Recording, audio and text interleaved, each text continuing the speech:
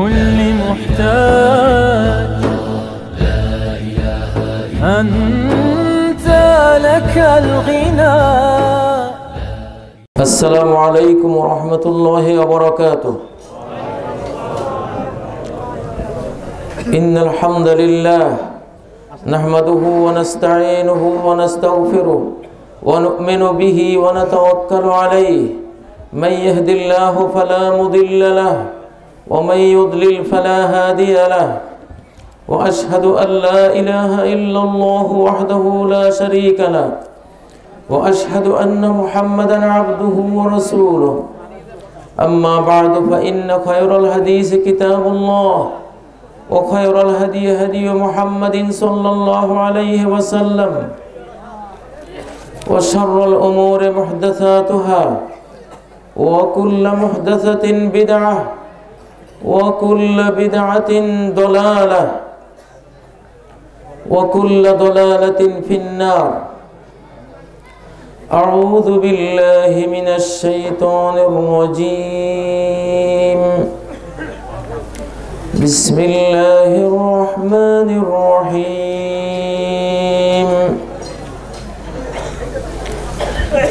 والتين والزيتون وطور سينين وهذا البلد الأمين.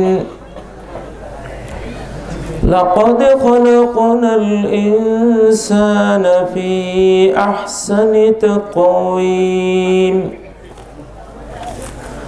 ثم رددناه أسفل سافلين إلا الذين آمنوا وعملوا الصالحات فلهم أجر غير ممنون. فما يكذبك بعد بالدين. أليس الله بأحكم الحاكمين. إن الله وملائكته يصلون على النبي يا أيها الذين آمنوا صلوا عليه وسلموا تسليما. اللهم صل على محمد وعلى آل محمد كما صليت على إبراهيم وعلى آل إبراهيم إنك حميد مجيد. اللهم بارك على محمد وعلى آل محمد كما باركت على إبراهيم وعلى آل إبراهيم إنك حميد مجيد.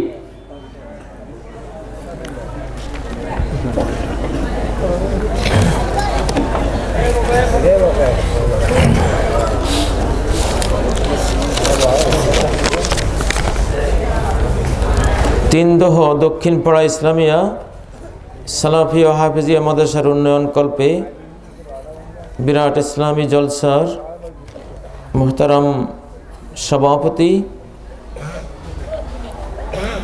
আজকের এই মাহফিলের অন্যতম বক্তা মোহাম্মদ আবুল কালাম আজাদ, এই অঞ্চলের সুপরিচিত ইসলামী ব্যক্তিত্ব জনাব রেদাউল করিম আকরামাহুল্লাহ, অন্যান্য ওলামা একরাম, সুধীবৃন্দ,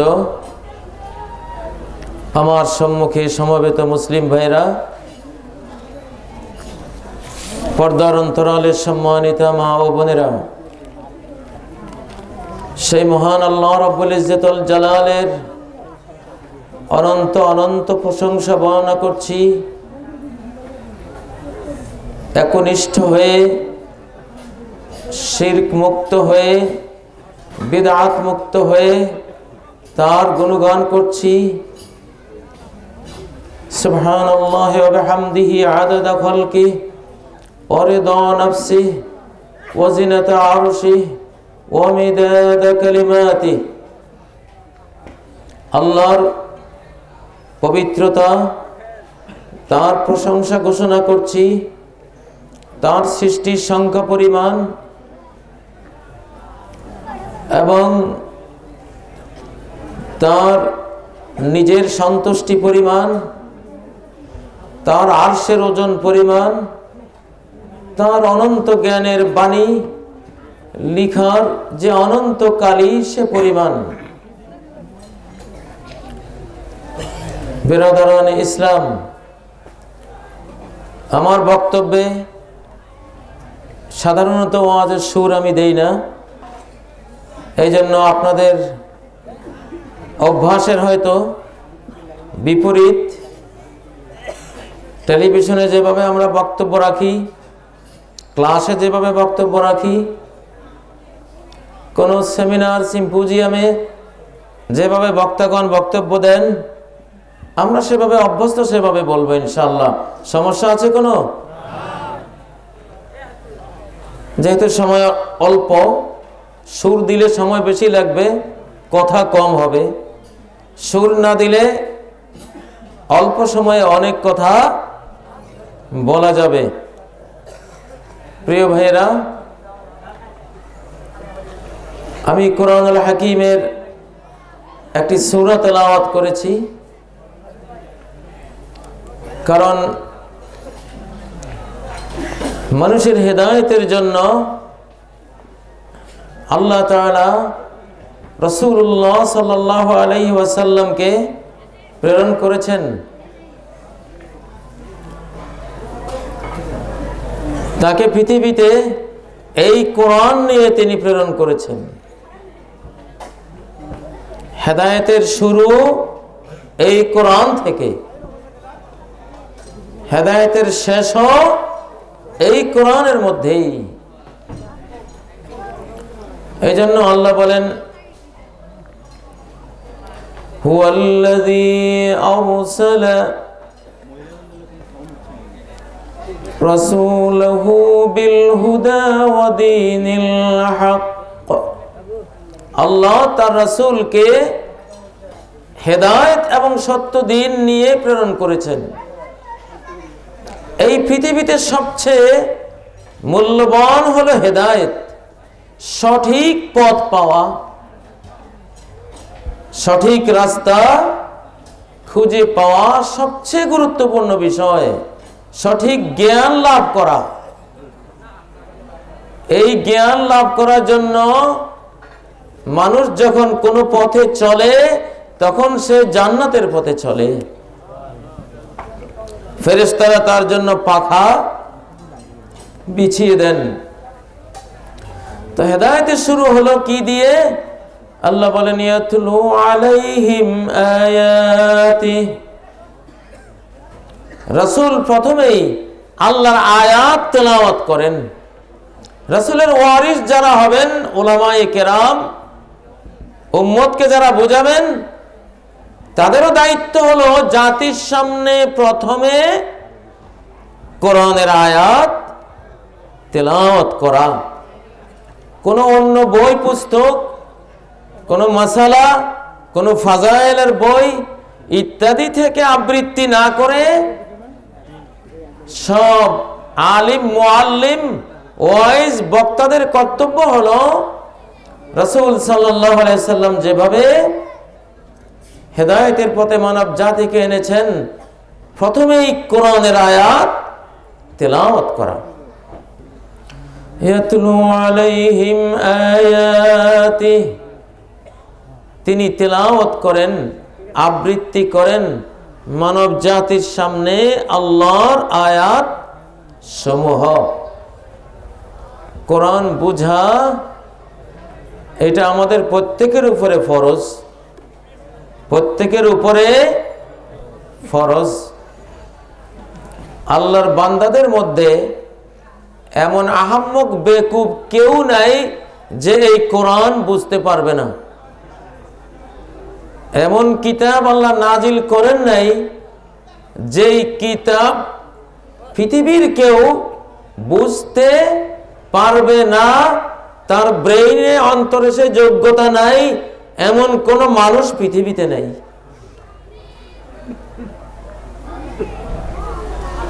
আল্লাহ বলেন ওয়ালাকাদ ইয়াসসারনাল কুরআনা লিয-যিকর ফাহাল মিন মুদ্দাকির। এই কোরআনকে জিকিরের জন্য, শিক্ষা গ্রহণের জন্য, বুঝার জন্য, আবৃত্তি করার জন্য আমি অনেক সহজ করে দিয়েছি। 4 বছরের বাচ্চা পাওয়া যায় এই পৃথিবীতে যে 30 পারা কোরআনের হাফেজ। 6 বছরের বাচ্চা পাওয়া যায় 30 পারা কোরআন তরজমা, ট্রান্সলেশন, অনুবাদ সহ সে এর হাফেজ। সুবহানাল্লাহ।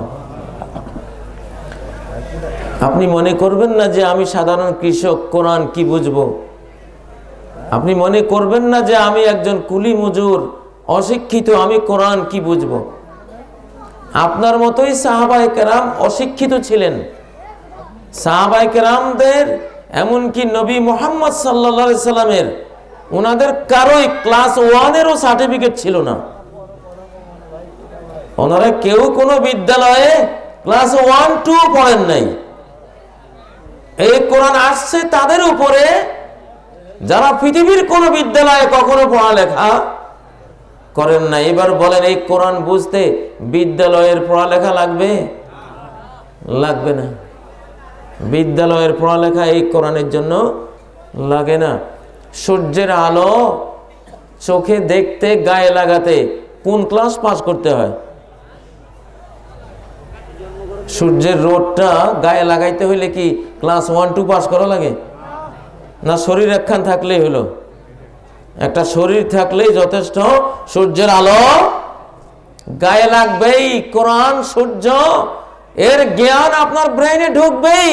কিচ্ছু পাস লাগবে না, কোনো যোগ্যতা লাগবে না। কান দুখান ঠিক আছে, মাথাটা ঠিক আছে, চলবে। কিয়ামতের দিন বলতে পারবেন না যে আল্লাহ আমি অশিক্ষিত ছিলাম, এই জন্য কোরআন বুঝে নেই, কোরআন বুঝে নেই। না, কোনো ওজুর চলবে না। আল্লাহ বলবেন, তাহলে আমার নবী মুহাম্মদ, উনি নিজেই তো উম্মি ছিলেন, কোনো গতানুগতিক বিদ্যালয়ের পড়ালেখা ছিল না। ওনার সব সাহাবায়ে কেরাম, ওনার সহচর বৃন্দ, কারো কোনো পড়ালেখা, স্কুল সার্টিফিকেট, মাদ্রাসা সার্টিফিকেট ছিল না।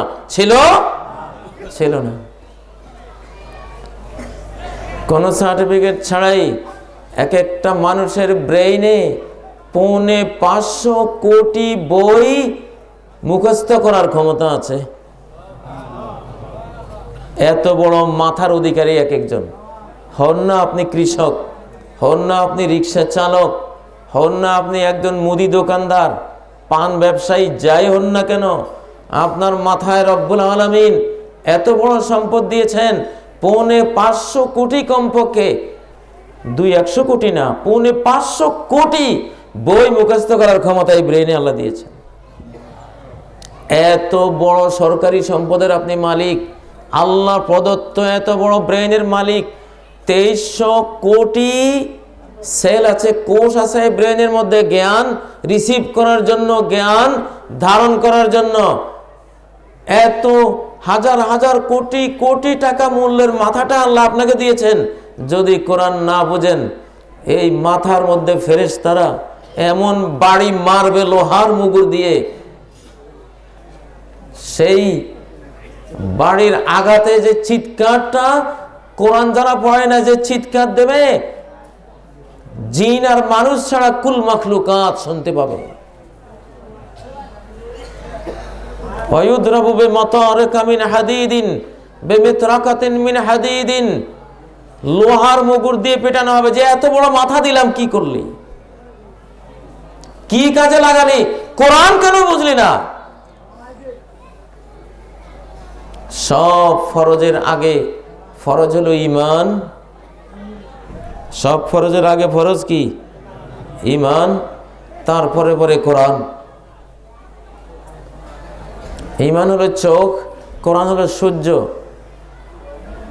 চোখ ছাড়া সূর্যের আলো দেখা যায় না, ঈমান ছাড়া কোরআনের আলো দেখা যায় না, বোঝা যায় না। এই জন্য আগে চোখ লাগে, ঈমান লাগে, ঈমান এনে তারপরে কোরআন পড়তে হয়। কোরআন থেকে হেদায়েত শুরু নাকি মানুষের লেখা বই থেকে?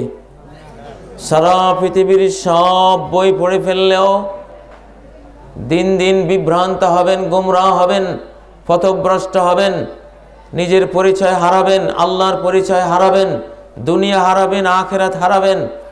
কিন্তু কোরআন পড়লে যতটুকু পড়বেন, এটা মৌছাক, মৌমাছির বাসা, মধু ভরা মৌছাক। মুগ্ধিম আয়াতি, নবীর কাজ হলো প্রথম আল্লাহর আয়াত তেলাওয়াত করা, যাতে বান্দারা আল্লাহকে চেনে। আল্লাহর আয়াত, আল্লাহর নিদর্শন, কোরআনের প্রত্যেকটা বাণী কার পরিচয় বহন করে? কার পরিচয়? আল্লাহর পরিচয় বহন করে। আগে আল্লাহর পরিচয় জানা ফরজ, তারপরে নামাজের মাসালা জানা ফরজ। আগে আল্লাহর পরিচয় জানা ফরজ, তারপর যাকাতের মাসালা জানা ফরজ। আগে আল্লাহর পরিচয় জানা ফরজ, তারপর রোজার মাসালা জানা, সিয়ামের মাসালা জানা ফরজ। আগে আল্লাহর পরিচয় জানা ফরজ, তারপর হজ উমরার মাসালা জানা ফরজ। সব কিছুর আগে কার পরিচয়? ইয়াতলু আলাইহিম আয়াতি, যেহেতু এটা কোরআনের বাণীগুলি কার বাণী? আল্লাহ। দুনিয়ার কোনো গাছ কোরআনের মতো কোনো আয়াত দিতে পারে? মানুষ যে গাছের পূজা করে, সেই গাছ কি কোনো আয়াত নাজিল করতে পারে? মানুষেরা যে মূর্তি পূজা করে, সেই মূর্তি কোনো কোরআনের আয়াতের মতো আয়াত দিতে পারে? মানুষ যে সূর্য পূজা করে, এই সূর্য কোরআনের আয়াতের মতো কোনো আয়াত দিতে পারে? মানুষ যে ফেরেশতা, জিন, ওলি, আউলিয়া, পীর, পুরোহিত, ব্রাহ্মণ, ঠাকুর পূজা করে, তারা কি এই আয়াতের মতো কোনো আয়াত দিতে পারে? পারে না। কেন পারে না? এটি আল্লাহর বাণী। আল্লাহর মতো অনন্ত অসীম মহাজ্ঞানী এই বিশ্ব চরাচরে, এই মহাজগতে আর কেউ আছে? আর কেউ নেই। এই জন্য কোরআন যে আল্লাহর কিতাব, জনগণের, পাবলিকের বোঝার জন্য কোরআন যে আল্লাহর কিতাব, এর সহজ কিছু বিষয় আছে, জনগণ বুঝবে যে এটা আল্লাহর কোরআন। পৃথিবীতে আপনারা দেখবেন, আমাদের এই বাংলাদেশেও দেখবেন, অনেক গান রেডিও, টিভিতে এক সময় খুব প্রচার পায়। 2 মাস, 3 মাস, 1 বছর সেই গান যেখানে সেখানে বাজানো হয়। 1 বছর পরে আর সেই গান কেউ শুনতে চায় না, আকর্ষণ হারিয়ে যায়, শুনলে কান জ্বালাপালা করে। কিন্তু এই যে 1400 বছরের কোরআন, কয়শো বছর? 1400 বছর হয়ে গেল, আজও কি সূরা ফাতিহা পড়লে কান জ্বালাপালা করে না মিষ্টি লাগে? হ্যাঁ, মিষ্টি লাগে। তারাবির মধ্যে এতবার সূরা ফাতিহা শোনেন। কেউ কি প্রস্তাব করেছে আজও যে সারা জীবন এই একটা সূরা ইমাম সাহেবেরা প্রত্যেক ফরজ ওয়াক্তে এই তারাবিতে এতবার পড়েন, আর ভালো লাগে না, সূরাটা বদলে দেন? কেউ বলেছে আজ পর্যন্ত? কোরআন কি কারো কাছে পুরনো মনে হয়েছে? এই পুরনো মনে না হওয়া দলিল হলো কিসের? যে এই কোরআন কার? আল্লাহ। কোন সৃষ্টির বাণীর মধ্যে যত আকর্ষণীয় বাণী হোক, একজন বড় থেকে বড় বক্তার বক্তব্য, ওয়াজ যত আকর্ষণীয় হোক, 10 বার, 20 বার, 30 বার শুনলে আর ভালো লাগে না, ঠিক না? কাজী ইব্রাহিমের ওয়াজ নেটে পাওয়া যায়, বিভিন্ন টিভিতে এখানে সেখানে পাওয়া যায়। আমারই একটা ওয়াজ 10 বার শুনলে এরপরে আর শুনতে মন চাইবে না আপনার, যত ভালোই আমি বক্তৃতা করি না কেন, ঠিক না? বিশ্বের যেই কোনো নেতা, যেই কোনো শিল্পীর গান, বক্তব্য মানুষ যখন 20 বার 30 বার শোনে, এরপরে আর ওইটা যখন চালু হয় বন্ধ করে দেয়, ওইটা কত শুনছি, ঠিক না? এটা প্রমাণ হলো ওই বক্তব্য মানুষের। আর কোরআন 1400 বছর থেকে পড়া হচ্ছে। আল্লাহু আকবার। একটা সূরা ফাতিহা কত হাজার কোটি বার মানব জাতি আবৃত্তি করেছে, তেলাওয়াত করেছে, আজও কারো কাছে এটা পুরনো মনে হয় না। এর দ্বারা বোঝা যায় এই সূরা কার সূরা। এটা নাজিল করেছেন কে?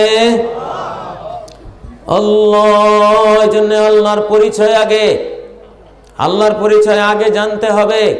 এই মহাবিশ্ব হলো আল্লাহর চিহ্ন, মহাজগৎ হলো আল্লাহর চিহ্ন, প্রতিটি গাছের পাতা আল্লাহর চিহ্ন, প্রতিটি গাছ আল্লাহর চিহ্ন বহন করে, প্রতিটি প্রাণী পাখি, আপনার গোয়াল ঘরের গরু কার পরিচয় বহন করে? আল্লাহর পরিচয় বহন করে। সুবহানাল্লাহ।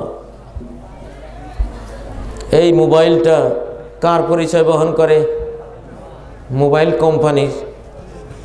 মোবাইল একটা কোম্পানি বানিয়েছে, আবার ওই কোম্পানির মোবাইলটা আল্লাহরও পরিচয় বহন করে। কারণ কোম্পানি যে জিনিস দিয়ে এই মোবাইলটা বানিয়েছে, প্লাস্টিক, লোহা, আরও অ্যালুমিনিয়াম, অনেক কিছু, এই প্লাস্টিক, অ্যালুমিনিয়াম, লোহা ইত্যাদি ইত্যাদি স্রষ্টাকে আল্লাহ। যেই ব্রেন দিয়ে এত সুন্দর সিস্টেমটা তৈরি করেছে, সে ব্রেনের স্রষ্টাকে। যে চক্ষু দিয়ে দেখে দেখে যন্ত্র বানিয়েছে, চক্ষুর স্রষ্টাকে। যে আলো বাতাস ভোগ করে এই জিনিস বানিয়েছে, সেটা স্রষ্টাকে। এই জন্য এই মোবাইলটি এট এ টাইম কোম্পানিরও পরিচয় বহন করে, আবার আল্লাহরও পরিচয় বহন করে। সুবহানাল্লাহ। আর গাছ, এটা তো কোনো কোম্পানির হাত নাই, সরাসরি কার পরিচয়? আল্লাহর পরিচয় বহন করে।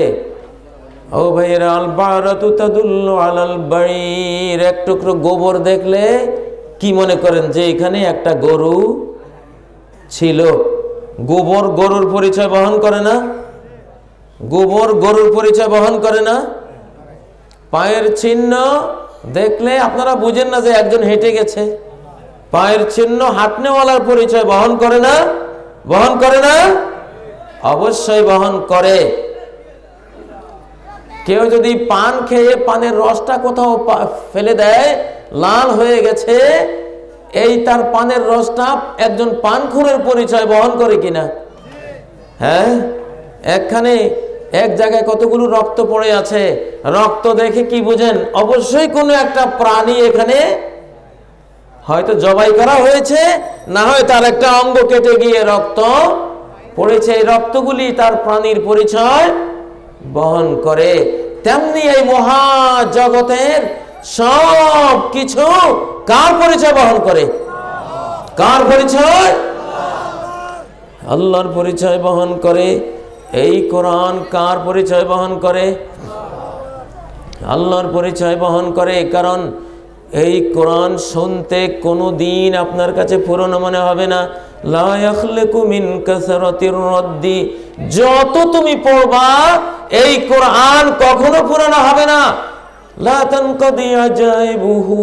কোরআন যত অধ্যয়ন করবা, গবেষণা করবা, কোরআনের আশ্চর্যকর তথ্য, ইনফরমেশন কখনো শেষ করতে পারবে না, শেষ হবে না। প্রিয় ভাইয়েরা, আমি যে সূরাটি তেলাওয়াত করেছি, এই সূরাটি পড়ে এই যুগের বিজ্ঞানীরা মুসলমান হয়। এই যুগের বড় বড় বিজ্ঞানীরা ইসলাম কবুল করে ওই সূরাটি পড়ে। কোরআনের প্রত্যেকটি সূরা এরকম। এটা এই যুগের যে কোনো বড় ডক্টর, প্রফেসর, মহাকাশ বিজ্ঞানী, ভূতত্ত্ব বিজ্ঞানী, ইতিহাসবিদ, ভূগোলবিদ, যেই কেউ যদি মন দিয়ে পড়ে আর বুঝে, মুসলমান হতে বাধ্য সে ইনশাআল্লাহ। প্রিয় ভাইরা, সূরাটি কি আমি অনুবাদ করব? ওয়াত্তিনে ওয়াজ্জাইতুন।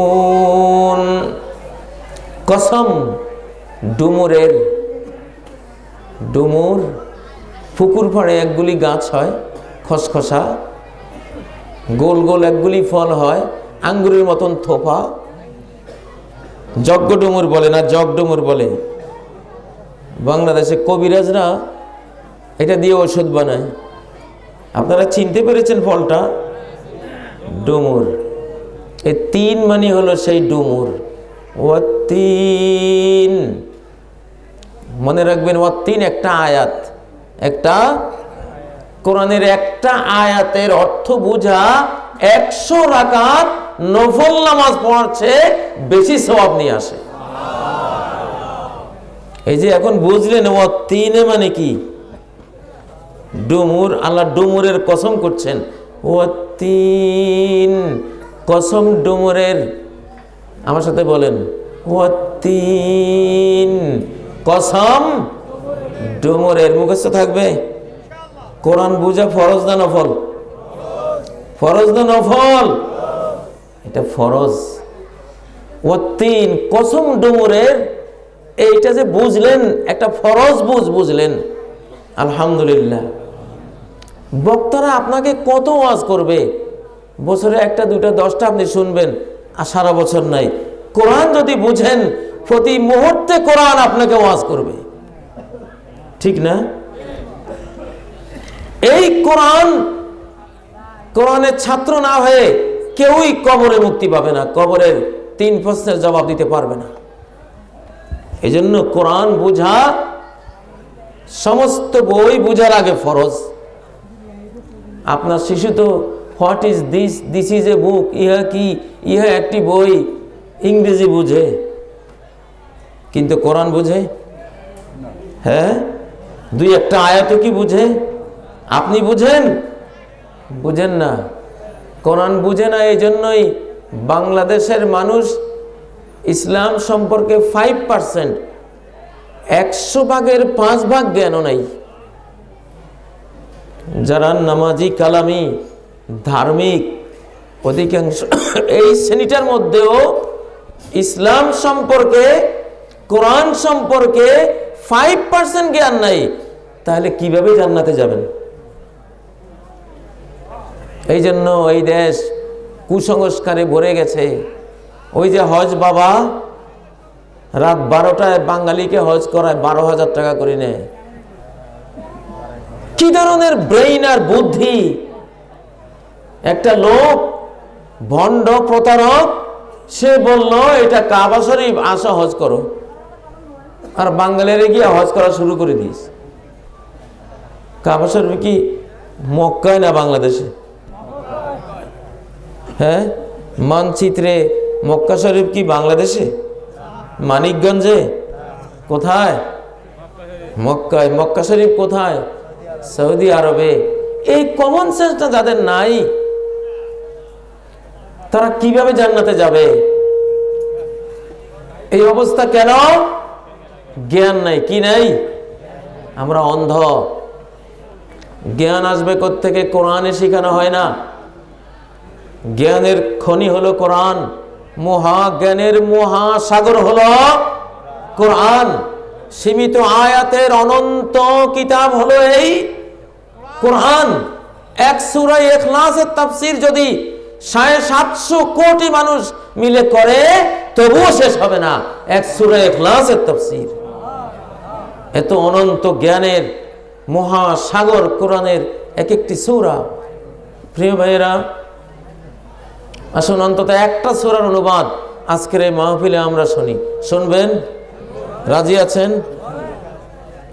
ওয়াত্তিন, কসম তিনের ডুমুরের, ওয়াজ্জাইতুন, কসম জাইতুনের।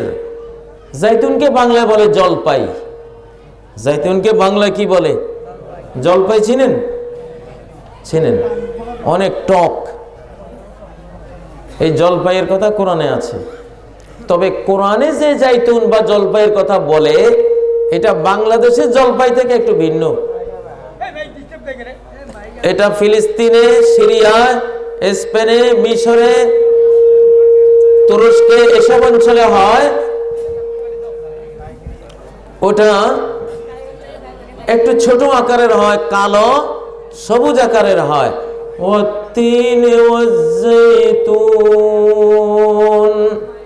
আমার সাথে বলুন, ওয়াত্তিন, কসম ডুমুরের, ওয়াজ্জাইতুন, কসম জাইতুনের, কসম জলপাইয়ের।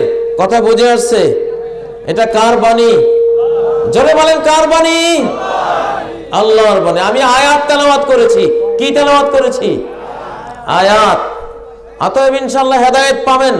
আল্লাহর আয়াত থেকে ঈমান বাড়বে, জ্ঞান বাড়বে, হেদায়েত অবশ্যই বাড়বে। যে কোনো সত্য জিনিসকে শয়তান ডিস্টার্ব করে, এই জন্য শয়তান মাইকের গোড়ায় বসে ডিস্টার্ব শুরু করছে যে সর্বনাশ, আজকে কোরআন বুঝানো হবে। কোরআন বুঝতে পারলে তো পাবলিক আর আমার ওই হজ বাবা বন্ড বাবার পিছে আর দৌড়বে না, ল্যাংটা ফকিরের পিছনে আর দৌড়বে না। একখানে এক ভণ্ড, ওই ভণ্ডের বিরুদ্ধে আমরা 20 বছর বক্তব্য দিয়েছি, কোনো কাজ হয় নাই। ভণ্ডের ভণ্ডামি আর তার জৌলুস আরো বাড়ছে। তো ভণ্ড যে এলাকায় ভণ্ডামি করত, সে এলাকায় আমি করলাম কি 20-25টা কোরআনের মক্তব দিয়ে দিলাম। শিশুর জন্য শিশু মক্তব, বয়স্ক পুরুষের জন্য বয়স্ক মক্তব, মহিলার জন্য মহিলা মক্তব, 25টার মতো মক্তব দিয়ে দিলাম। সবাই কোরআন পড়। যেই ভণ্ডকে আমি বক্তব্য দিয়ে 20 বছরে নড়াইতে পারিনি, 6 মাস কি 1 বছরের মধ্যে শুনি ভণ্ড তলবিতল বা গুটি এলাকা ছাড়া। জিজ্ঞাসা করলাম কেমনে, কি হলো? কয় মক্তবে যখন শিশুরা, পুরুষেরা, মহিলারা কোরআন অর্থ সহ পড়তেছে, ইয়্যাকা না'বুদু, আমরা কেবলই আপনার দাসত্ব করি, আর কারো দাসত্ব করি না। ওয়া ইয়্যাকা নাস্তাঈন, আপনার কাছে সব সহায়তা কামনা করি, আর কারো কাছে সহায়তা কামনা করি না। কই আয়াত বুঝার পরে জনগণ কত পিঠ দি কি করব? সব সহায়তা কার? সাহায্য কার? আল্লাহ। তাহলে তো আর কারো লাগে না। আমরা এতদিন কোরআন বুঝি নাই, এই জন্য ভণ্ডের পিছে পিছে ঘুরছি। ভণ্ড আমাদেরকে বলছে আমার পিছে চল, আমি জান্নাতে পৌঁছে দেব। এইভাবে কোরআনের সূরাগুলি পরে পাবলিকই ভণ্ডকে তাড়িয়ে দিয়েছে। সুবহানাল্লাহ। কোরআনই পারে অন্ধকার থেকে আলোর দিকে টেনে নিয়ে আসতে। ওয়ায়ুখরিজুহুম মিনাজ-যুলুমাতি ইলান-নূর। তিনি এই কোরআন দিয়ে মানুষকে শিরকের অন্ধকার থেকে, বিদআতের অন্ধকার থেকে, কবর পূজা, মাজার পূজার অন্ধকার থেকে, সৃষ্টি পূজার অন্ধকার থেকে, টাকা পয়সা পূজার অন্ধকার, নারী পূজার অন্ধকার, পীর পুরোহিত ব্রাহ্মণ ঠাকুর পূজার অন্ধকার, নফসের পূজার অন্ধকার, শয়তান পূজার অন্ধকার থেকে বের করতে পারে কে? এই কোরআন। এই যুগে তো কোনো যুগেই কোরআন ছাড়া উপায় নাই। বিশেষ করে এই যুগে কোরআন বোঝার ফরজটা আরো বড় আকারে চলে আসছে। কারণ এই যুগটা হলো এক যুগ আসবে যখন দেখবে সুবহান মুতা, দুনিয়ার লোভ, দুনিয়ার সঞ্চয়, সবার মনের মধ্যে আমার বিল্ডিং কবে হবে, আমার ব্যাংকে 1 লাখ 2 লাখ টাকা কবে সঞ্চয় হবে, শুধু সঞ্চয় আর বিল্ডিং এর পিছনে। দেখবা যে সমাজ ছুটে চলেছে দুনিয়ার পিছনে, দুনিয়ার লোভের পিছনে, দুনিয়ার মোহের পিছনে। দুনিয়ার মোহ হয়ে গেছে তাদের গুরু। এই গুরুর পিছনে যখন সমাজকে দেখবা ছুটে চলেছে, তখন বড় কঠিন সময় আসবে। সেই সময় এখন হয়েছে না? হ্যাঁ, মানুষ এখন দিনের চেয়ে দুনিয়াকে বেশি প্রাধান্য দেয়। আগে বিদেশ যেত বাংলা সন্তানরা জ্ঞানের জন্য, কোরআন শেখার জন্য। আমার লক্ষ্মীপুরে, আমার ইউনিয়নে 1600 আলেম ছিল এট এ টাইম। একটা ইউনিয়নে 1600 আলেম, এক এক বাড়িতে 10 জন, 12 জন, 19 জন। সব চলে গেছে কোথায়? দূর দূরান্তে, ইন্ডিয়ায়, পাকিস্তানে, আফগানিস্তানে, ইরানে, যে যেখানে পারছে। কেন গেছে? একজনও টাকা অর্জন করার জন্য যায় নাই, সবাই গেছে কোরআনের জ্ঞান অর্জন করার জন্য। আমার সেই বশিকপুরে এখন প্রতি বাড়িতে 20 জন 30 জন করে বিদেশি আছে, একজনও জ্ঞান শিখতে যায় নাই। সব দুনিয়ার খড়কুটা অর্জনের জন্য যায়। যুগটা কত চেঞ্জ হয়ে গেছে। আহা,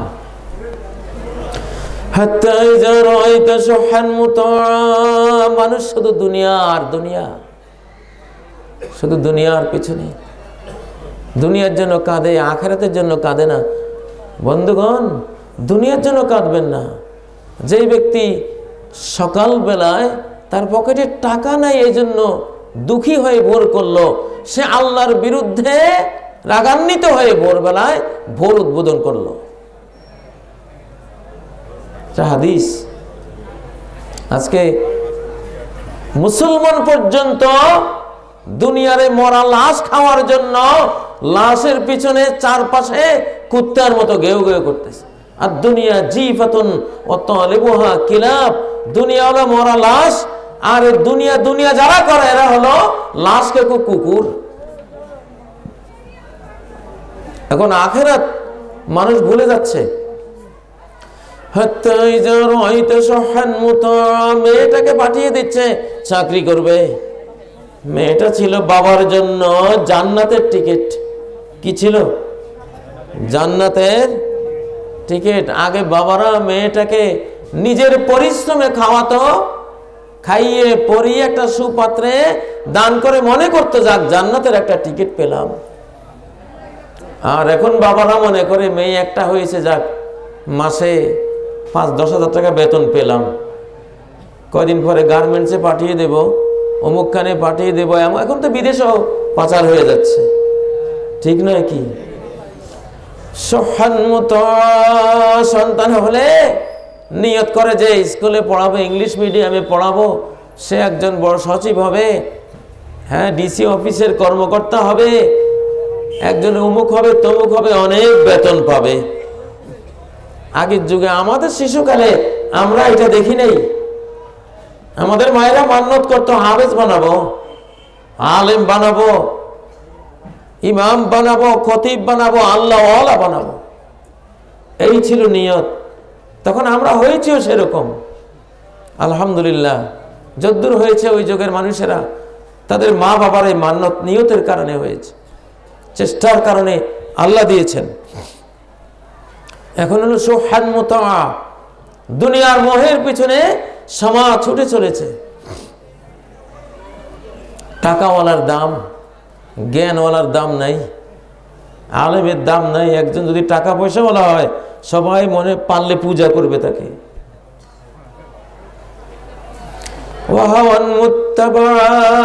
আর দেখবা হাওয়ান মুত্তাবা, মানুষ সমাজ জিনা ব্যভিচারের পিছনে ছুটে চলেছে। সমাজ হাওয়ান মুত্তাবা, এটা হলো চরিত্রহীনতা। গোটা সমাজ, তরুণ সমাজ, এমন একটা স্কুল নাই যে স্কুলের ছাত্রছাত্রীরা, স্কুলে যদি 5000 ছাত্রছাত্রী থাকে, 5টা ছেলে মেয়ে খুঁজে পাওয়া দুষ্কর হবে যেখানে যে 5টা ছেলে মেয়ে কারো না কারো প্রেমে জড়িত না, অবৈধ সম্পর্কে জড়িত না। এনজিওরা জরিপ করে বলে যে 30টা ছাত্রের মধ্যে 29টাই পর্নোগ্রাফি দেখে। 30 জনের মধ্যে 29 জন ছেলে মেয়েরা প্রত্যেকের সাথে অবৈধ সম্পর্কে জড়িয়ে আছে। হাওয়ান মুত্তাবা, দেখবা পুরুষগুলি শুধু নারী চায়, নারীগুলি শুধু পুরুষ কোথায় আছে এটা খুঁজে বেড়ায়।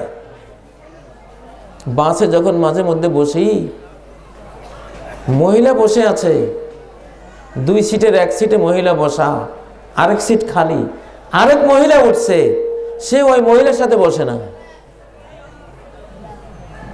সে আলাদা একটা সিটে বসে, আরেকটা পুরুষ তার পাশে বসুক, সে এটা চায়।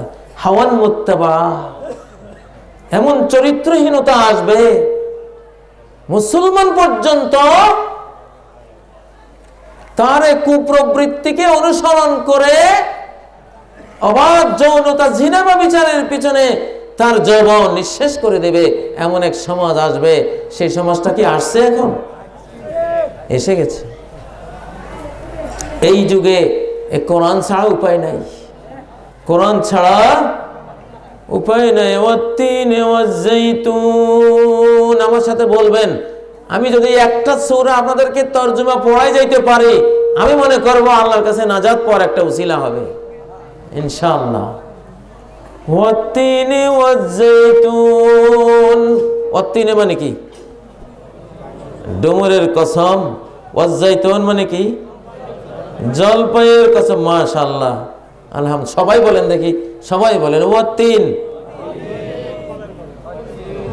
তারজমা অর্থ বলেন। ওয়াজ্জাইতুন। খেয়াল থাকবে না? কিয়ামতের দিন আল্লাহকে বলবেন, আল্লাহ আর কিছু না শিখলেও তোমার সূরা 3-এর 2টা আয়াতের তর্জমা পারি, মাফ করে দিও। আল্লাহু আকবার। কোরআনের একটা অক্ষর পড়লে কয় নেকি?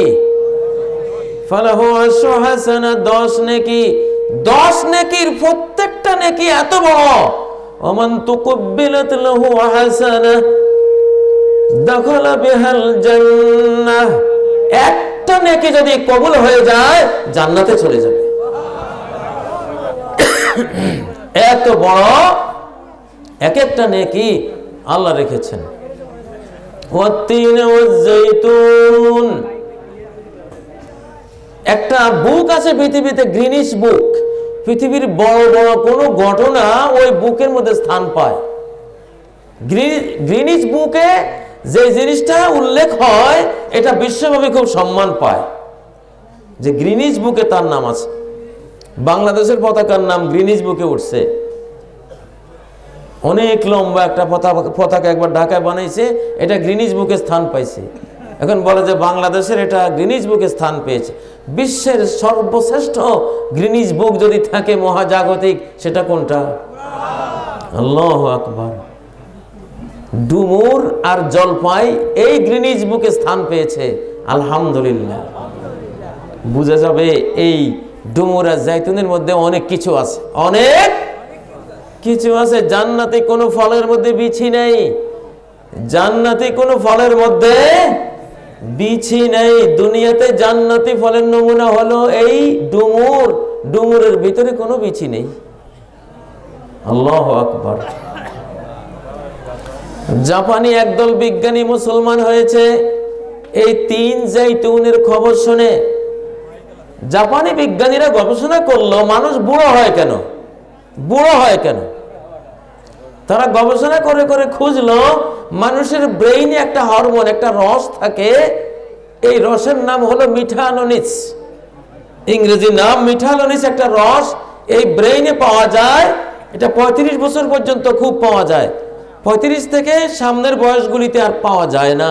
এই জন্য মানুষ এটার অভাবে বুড়া হয়ে যায়। জাপানি বিজ্ঞানীরা খুঁজলো এই মিঠালোনিস ঔষধটা পৃথিবীর কোন খাদ্যে পাওয়া যাবে, সেটা আমরা খাবো, তাহলে আর বুড়া হব না, বৃদ্ধ হব না। খুঁজতে খুঁজতে খুঁজতে তারা ওই মিঠালোনিস ঔষধটা পেল 3 আর জাইতুনের মধ্যে। আল্লাহু আকবার। ডুমুর আর জলপাইয়ের মধ্যে। তারা ডুমুর আর জলপাই খাওয়া শুরু করছে, কিন্তু দেখে যে পুরা ফল পায় না, পুরা ফল পায় না। বুঝলো যেই মাত্রায় খেতে হবে, হয়তো ওই মাত্রাটা ঠিক হচ্ছে না, এই জন্য পুরা ফল পাচ্ছি না। মাত্রা কি হতে হবে?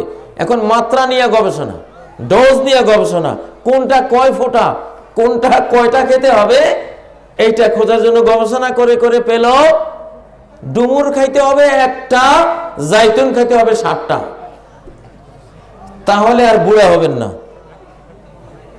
1টা ডুমুর 7টা জলপাই নিয়মিত খেলে মানুষ বৃদ্ধ হবে না, বার্ধক্য রুখে যাবে, মৃত্যু পর্যন্ত তরুণ থাকবে। এইটা আবিষ্কারের পরে তারা আরব দেশের এক বড় তাফসীর কারক ডক্টর তহা ইব্রাহিম, ওনার কাছে পাঠালেন যে দেখো মুসলমান, আমরা তো এই গবেষণা করে এই জিনিস পেয়েছি, ডুমুর 1 মাত্রা, জলপাই 7 মাত্রায় খেলে মানুষ আজীবন এভারগ্রিন, চিরসবুজ, চিরতরুণ থাকবে। তোমাদের কোরআনে এটার পক্ষে কোনো উক্তি যুক্তি আছে কিনা একটু খুঁজে দেখো। ডক্টর তহা ইব্রাহিম যখন ডুমুর আর জলপাইয়ের কথা শুনছেন, সাথে সাথে সূরা 3 আর জাইতুনের নাম ওনার মনে আসলো, যে একসাথেই তো এই দুটোটা আছে।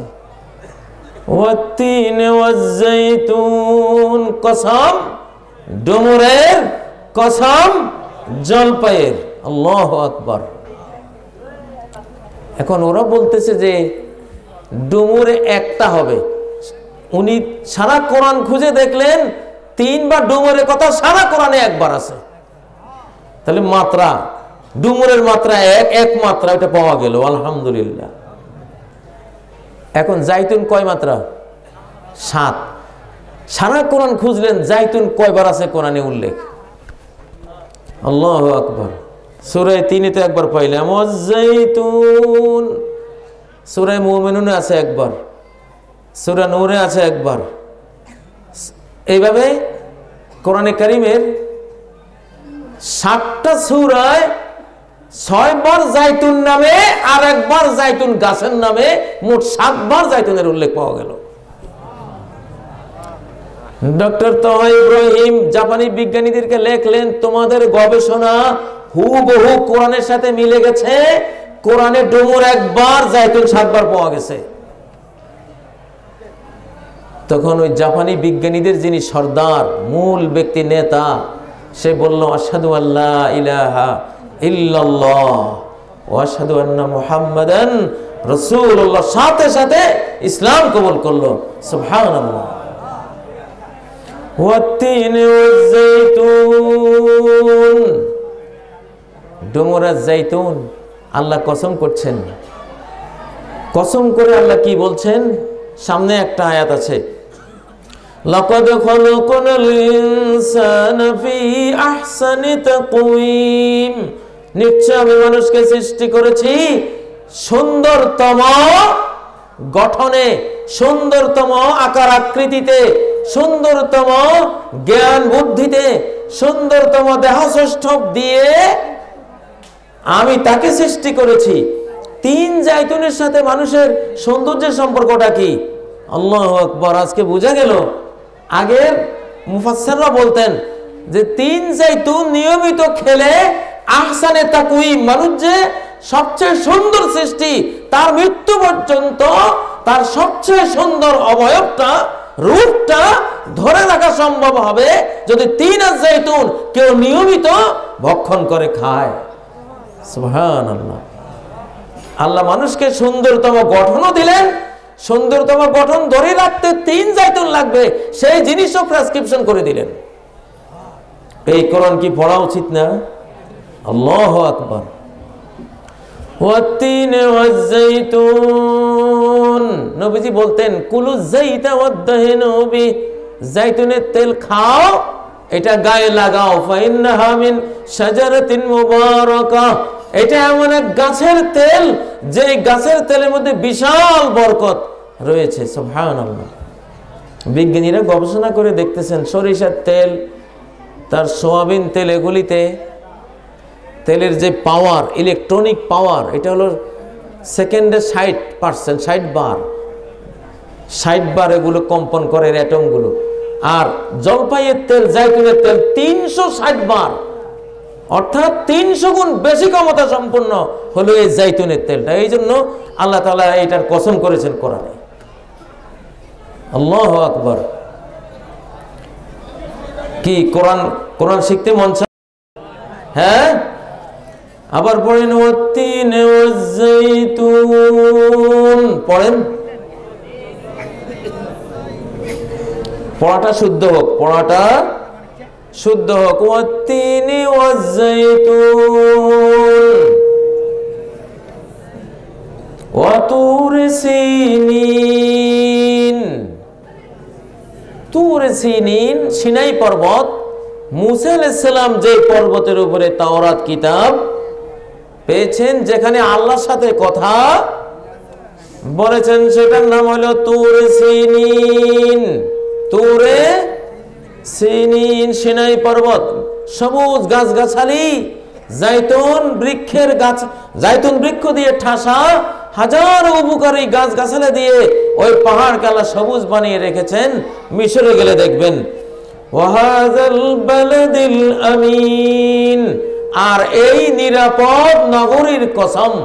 হাজা মানে এই, আল বালাদ মানে নগরী, আল আমিন মানে নিরাপদ। আর এই নিরাপদ নগরীর কসম, নিরাপদ নগরী বলতে আল্লাহ বুঝিয়েছেন মক্কা শরীফ। কোন কোন কোন শহর? মক্কা কিয়ামত পর্যন্ত নিরাপদ থাকবে, কেউ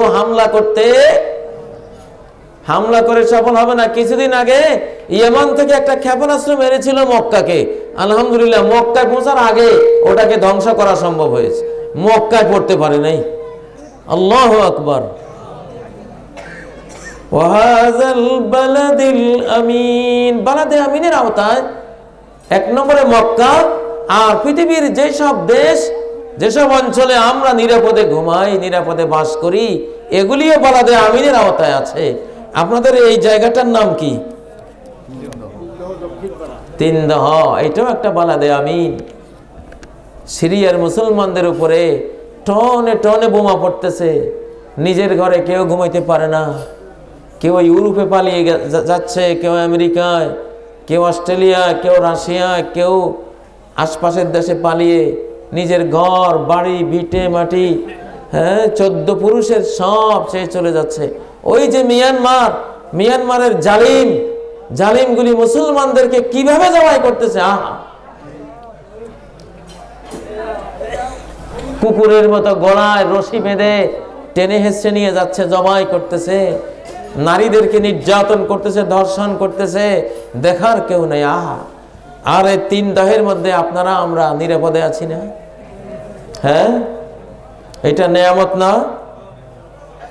আল্লাহ শুকরিয়া আদায় করতে হয়। ওয়াহাযাল বালাদিল আমিন, 3 জাইতুন খাও সৌন্দর্য রক্ষার জন্য। হ্যাঁ, ওয়াতুর সিনিন, সিনাই পর্বত সুন্দর, সিনাই পর্বত দেখো আল্লাহকে চেনার জন্য, আল্লাহ তাআলার মহিমা বোঝার জন্য। নিরাপদ শহরে ঘুমাও আল্লাহ নিরাপত্তা পেয়ে আল্লাহর ইবাদত করার জন্য।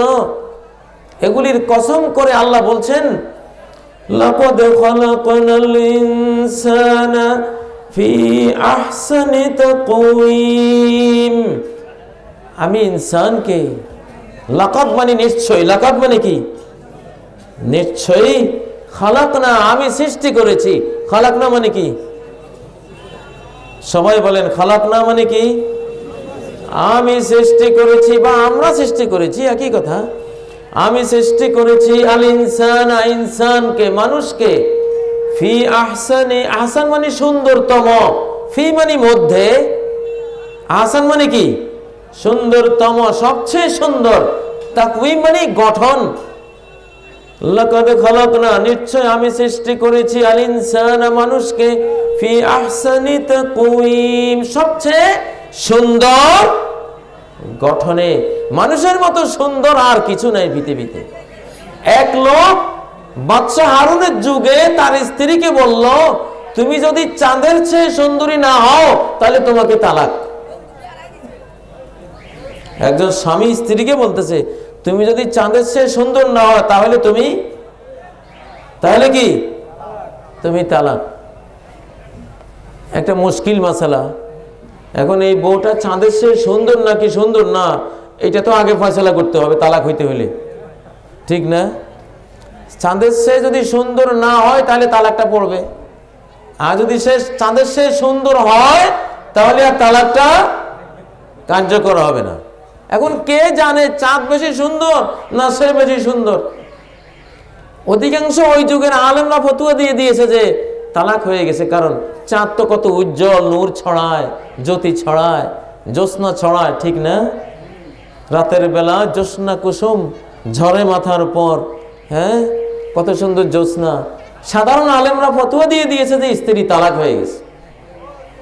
কিন্তু একজন প্রবীণ বয়োজ্যেষ্ঠ গভীর অভিজ্ঞ আলেম, উনি মাসালাটি শুনে বললেন, না, স্ত্রী তালাক হয় নাই, স্ত্রী তালাক হয়নি।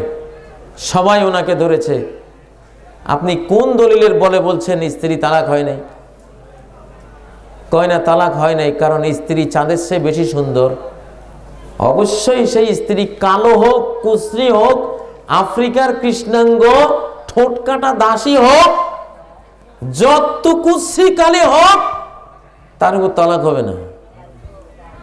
সবাই বলতেছে দলিল কি? কয় দলিল হলো, লাকাদ খালাকনাল ইনসানা ফি আহসানি তাকওয়িম, সব সৃষ্টির চেয়ে সুন্দর রূপ দিয়ে গঠন দিয়ে আমি মানুষকে সৃষ্টি করেছি। আল্লাহু আকবার।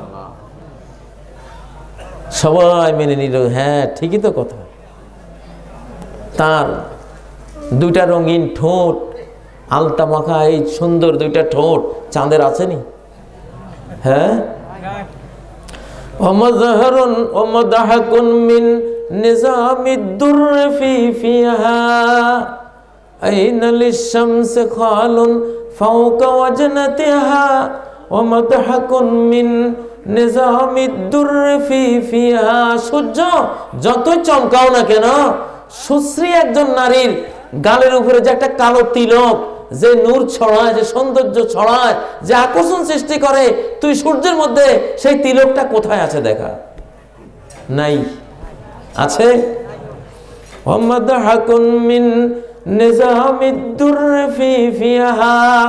দুই ঠোঁটের নিচে মুক্তার মতো যে দুই পাটি দাঁত আল্লাহ তাআলা মুক্তার মতো তৈরি করে দিয়েছে, চাঁদের কাছে সূর্যের কাছে মুক্তার মতো এই দুইটা দন্ত পাটি কোথায় আছে দেখাও?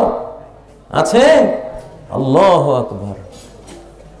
তো ওই উস্তাদ বললেন, অবশ্যই তার স্ত্রী, যে কোনো স্ত্রী লোক, যে কোনো মানুষ সূর্যের চেয়ে বেশি সুন্দর, চাঁদের চেয়ে বেশি সুন্দর। আসলে তো বাস্তব। চাঁদ কিসের সুন্দর? থালের মতো এরকম গাল একটা, এটা কি আছে? ঠিক না? ওর কাছে গেলে তো শরীর পোড়া যাবে। সবচেয়ে সুন্দর হলো মানুষ। লাকাদ খালাকনাল ইনসানা ফি আহসানি তাকওয়িম, সবচেয়ে সুন্দর গঠনে আমি সৃষ্টি করেছি কাকে? মানুষকে। মাথাটা উপরের দিকে। মাথাটা কোন দিকে? গরুর মাথা কোন দিকে? ছাগলের মাথা, কুকুরের মাথা, বনের রাজা সিংহের মাথা সব নিচের দিকে, আর মানুষের মাথা উপরের দিকে। আল্লাহ তাআলা দুই কানের মধ্যে দুইটা পাইপ রাখছেন ছোট ছোট, এই পাইপের মধ্যে তেল লিকুইড রাখছেন। একদিকে কাত হয়ে গেলে ওই লিকুইডটা ব্রেনকে বলে, এই তুমি পড়ে যাচ্ছ, সোজা হও। এইদিকে কাত হলে এইদিকে লিকুইডটা বলে, এই পড়ে যাচ্ছ, সোজা হও।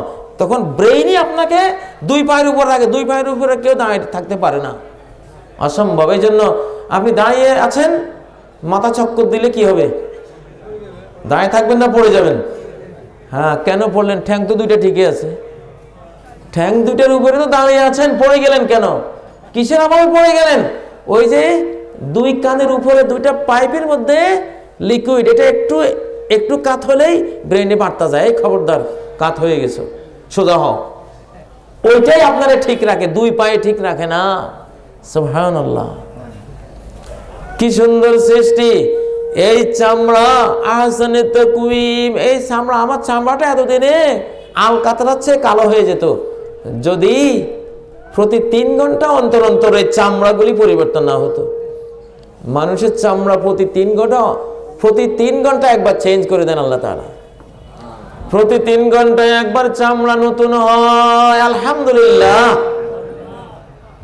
ছাত্র জীবনে যখনই গোসল করতে যাইতাম গরমকালে, এই 2-3 ঘন্টা আগে গোসল করলাম, ডলা দিছি আর অনেক কালা কালা ময়লা গেছে।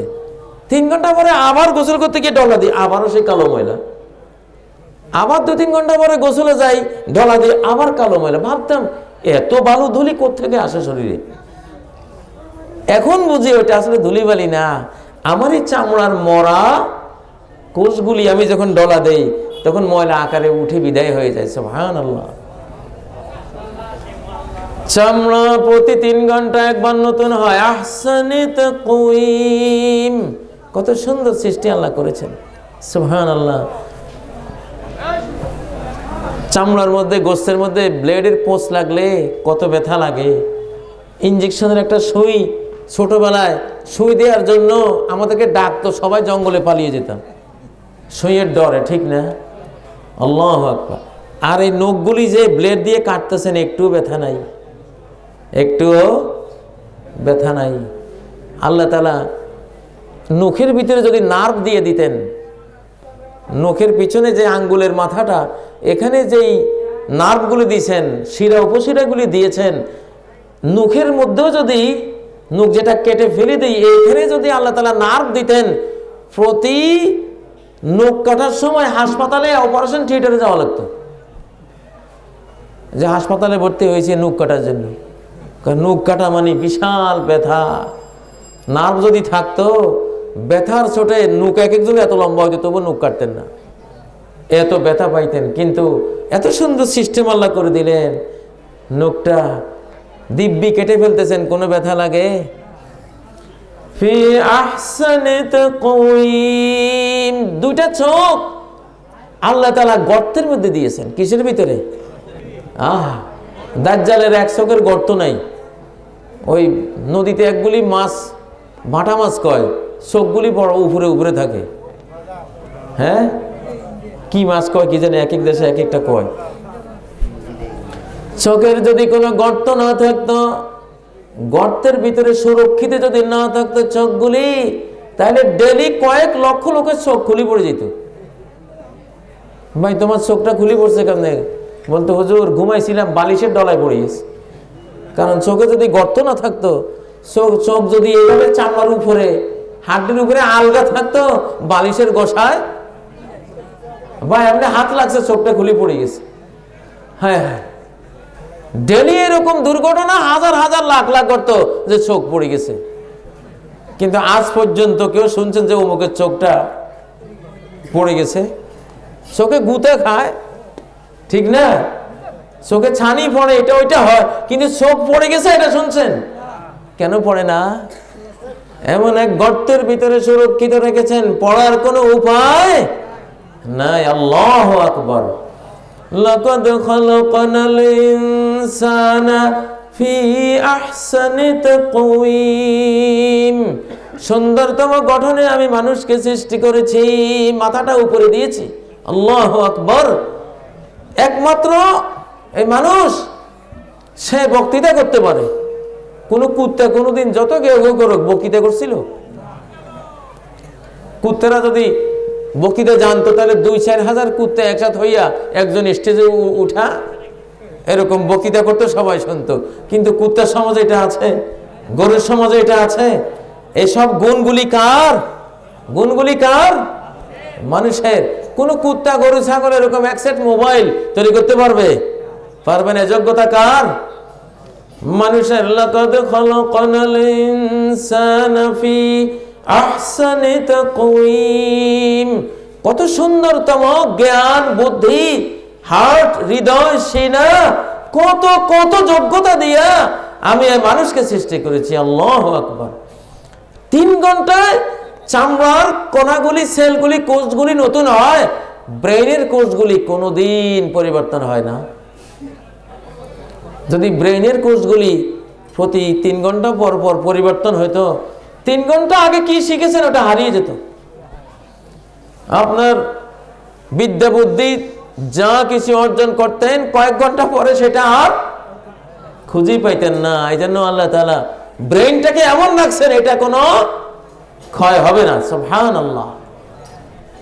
প্রিয় ভাইরা, সুম্মা রাদাদনাহু আসফালা সাফিলিন, মানুষকে অনেক সুন্দর গঠন দিয়ে সৃষ্টি করেছি, তারপরে আমি তাকে নিচুদের নিচুতমে ফিরিয়ে নিয়েছি, মানে জাহান্নামী বানিয়েছি। এই সুন্দর মানুষটাকে আমি কি বানিয়েছি? জাহান্নামী। আসফালা সাফিলিন, নিচুদের নিচুতমে। এই মানুষ যখন আল্লাহকে হারিয়ে ফেলে, মানুষ যখন আল্লাহর নাফরমান হয়ে যায়, মানুষের মতো নিকৃষ্ট জীব এই মহাবিশ্বে আর দ্বিতীয়টি নাই।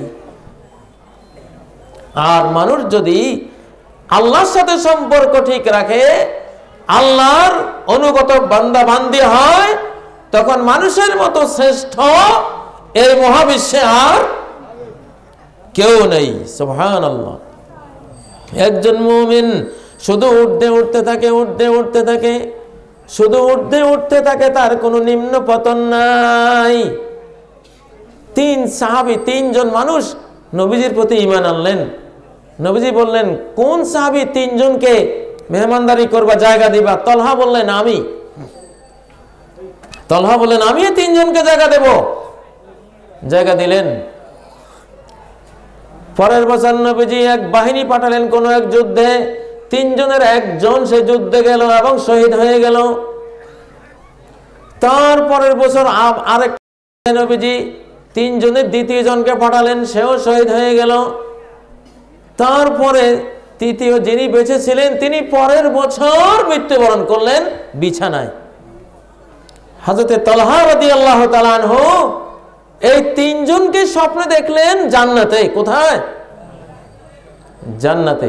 কিন্তু যিনি সবার পরে মারা গেছেন এবং শহীদ হন নাই, বিছানায় মারা গেছেন কিন্তু সর্বশেষে মারা গেছেন, তাকে দেখলেন 3 জনের মধ্যে তিনি সবার আগে আগে জান্নাতে। মূল্য সবার পরে এবং শহীদ হয় নাই, কিন্তু তিনি জান্নাতে সবার আগে। আর যিনি প্রথম শহীদ হলেন তিনি সবার পিছনে, যিনি দ্বিতীয় বছর শহীদ হলেন তিনি মাঝখানে, যিনি তৃতীয় বছর সাধারণ বিছানায় মারা গেলেন তিনি সবার আগে। তো তালহা নবীজিকে প্রশ্ন করলেন, আমার তো যুক্তিতে ধরে যারা শহীদ হয়েছে তারা সবার আগে থাকবে, ঠিক না? কিন্তু যিনি বিছানায় মারা গেলেন তিনি সবার আগে, কারণটা কি? আবার যিনি প্রথম শহীদ হলেন তিনি সবার পিছনে, কারণটা কি? নবীজি বললেন, প্রথম যিনি শহীদ হয়েছেন তিনি তো শাহাদাতের মর্যাদা নিয়ে চলে গেছেন। তারপরে যিনি শহীদ হয়েছেন তার মর্যাদা একটু বেশি হয়েছে এজন্য যে প্রথম শহীদের পরে সে আরো 1 বছর আল্লাহকে ডেকেছে, সেজদা করেছে, নামাজ পড়েছে, রোজা রেখেছে। তার ওই আমলগুলি আমলনামায় যুক্ত হওয়ার কারণে প্রথম শহীদের চেয়ে দ্বিতীয় শহীদের মর্যাদা অনেক বেড়ে গেছে। আল্লাহু আকবার। তো 3 নম্বর জন শহীদ না হয়েও শহীদদের আগে কেন? নবীজি বললেন, সে তো আরো 1 বছর বেশি হায়াত পেয়েছে, তার 1 বছরের সালাত, সিয়াম, যাকাত, জিকির আজকার সব কোথায় যাবে সেগুলি জড়িত হওয়ার কারণে শহীদি মর্যাদা চেয়ে তার মর্যাদা আরো ঊর্ধ্বে চলে গেছে। আল্লাহু আকবার। লাকাদ খালাকনাল ইনসানা ফি আহসানি তাকওয়িম। ইনসানকে আল্লাহ তাআলা সৃষ্টি করেছেন খালি ঊর্ধ্বে উঠো, ঊর্ধ্ব মর্যাদায় উঠো। তুমি যত আল্লাহর ইবাদত করবা তত উপরে উঠবা, তত উপরে উঠবা। যত আল্লাহকে হারাবা তত নিচে তলাতে থাকবা। তলাতে তলাতে সৃষ্টিকুলের সবচেয়ে নিকৃষ্ট জীবে পরিণত হবা। তোমার চেয়ে খারাপ আর কেউ নাই এই পৃথিবীতে। শুকুর সবচেয়ে খারাপ না নাফরমান বান্দা সবচেয়ে খারাপ? নাফরমান বান্দা শুকুরের চেয়েও খারাপ। সূরা বাইনের মধ্যে তো স্পষ্ট আল্লাহ বলেছেন, ইন্নাল্লাযীনা কাফারু মিন আহলিল কিতাবি ওয়াল মুশরিকিনা ফি নারি জাহান্নাম খালিদিনা ফিহা উলাইকা হুম শাররুল বারিয়াহ। কিতাব প্রাপ্ত এবং পৌত্তলিকদের মধ্যে যারা কাফের এরা চিরস্থায়ী থাকবে জাহান্নামে। আল্লাহ যত মাখলুক সৃষ্টি করেছেন এরা হলো তত মাখলুকের মধ্যে সবচেয়ে নিকৃষ্ট এবং অধম। আল্লাহু আকবার। প্রিয় ভাইয়েরা, আপনি আর আমরা কি চিন্তা করি নবী সাল্লাল্লাহু আলাইহি সাল্লাম আল্লাহ ওনাকে একটা জীবন দিয়েছিলেন। কয় বছরের জীবন? 63 বছরের জীবন। নবী হিসাবে কত বছর ছিলেন? নবী হিসাবে বেঁচে ছিলেন কয় বছর? 23 বছর নবী হিসাবে ছিলেন।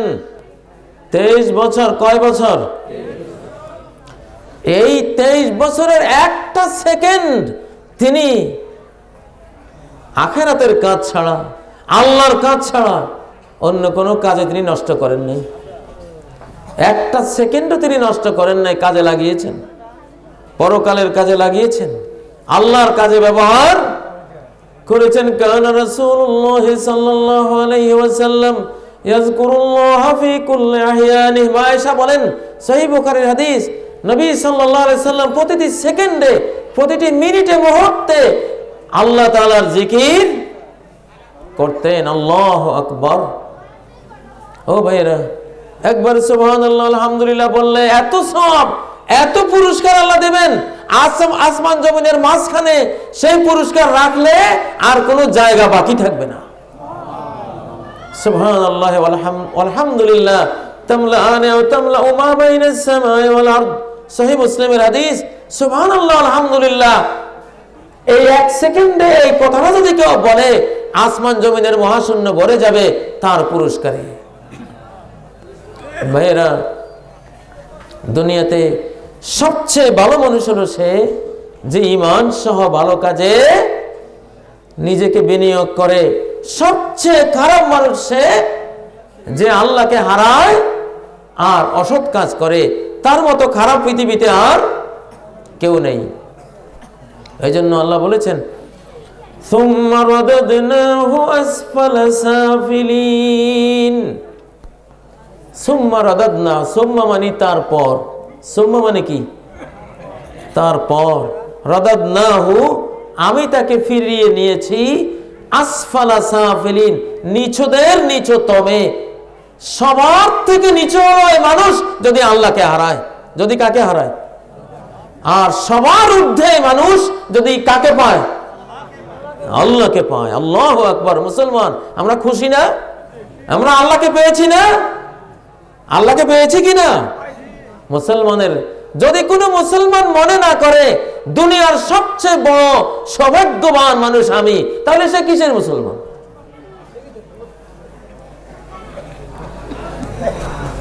এখনকার মুসলমান, অনেক মুসলমান মূর্খতার কারণে দুনিয়া পাইলে খুশি হয়, দিন পাইলে খুশি হয় না।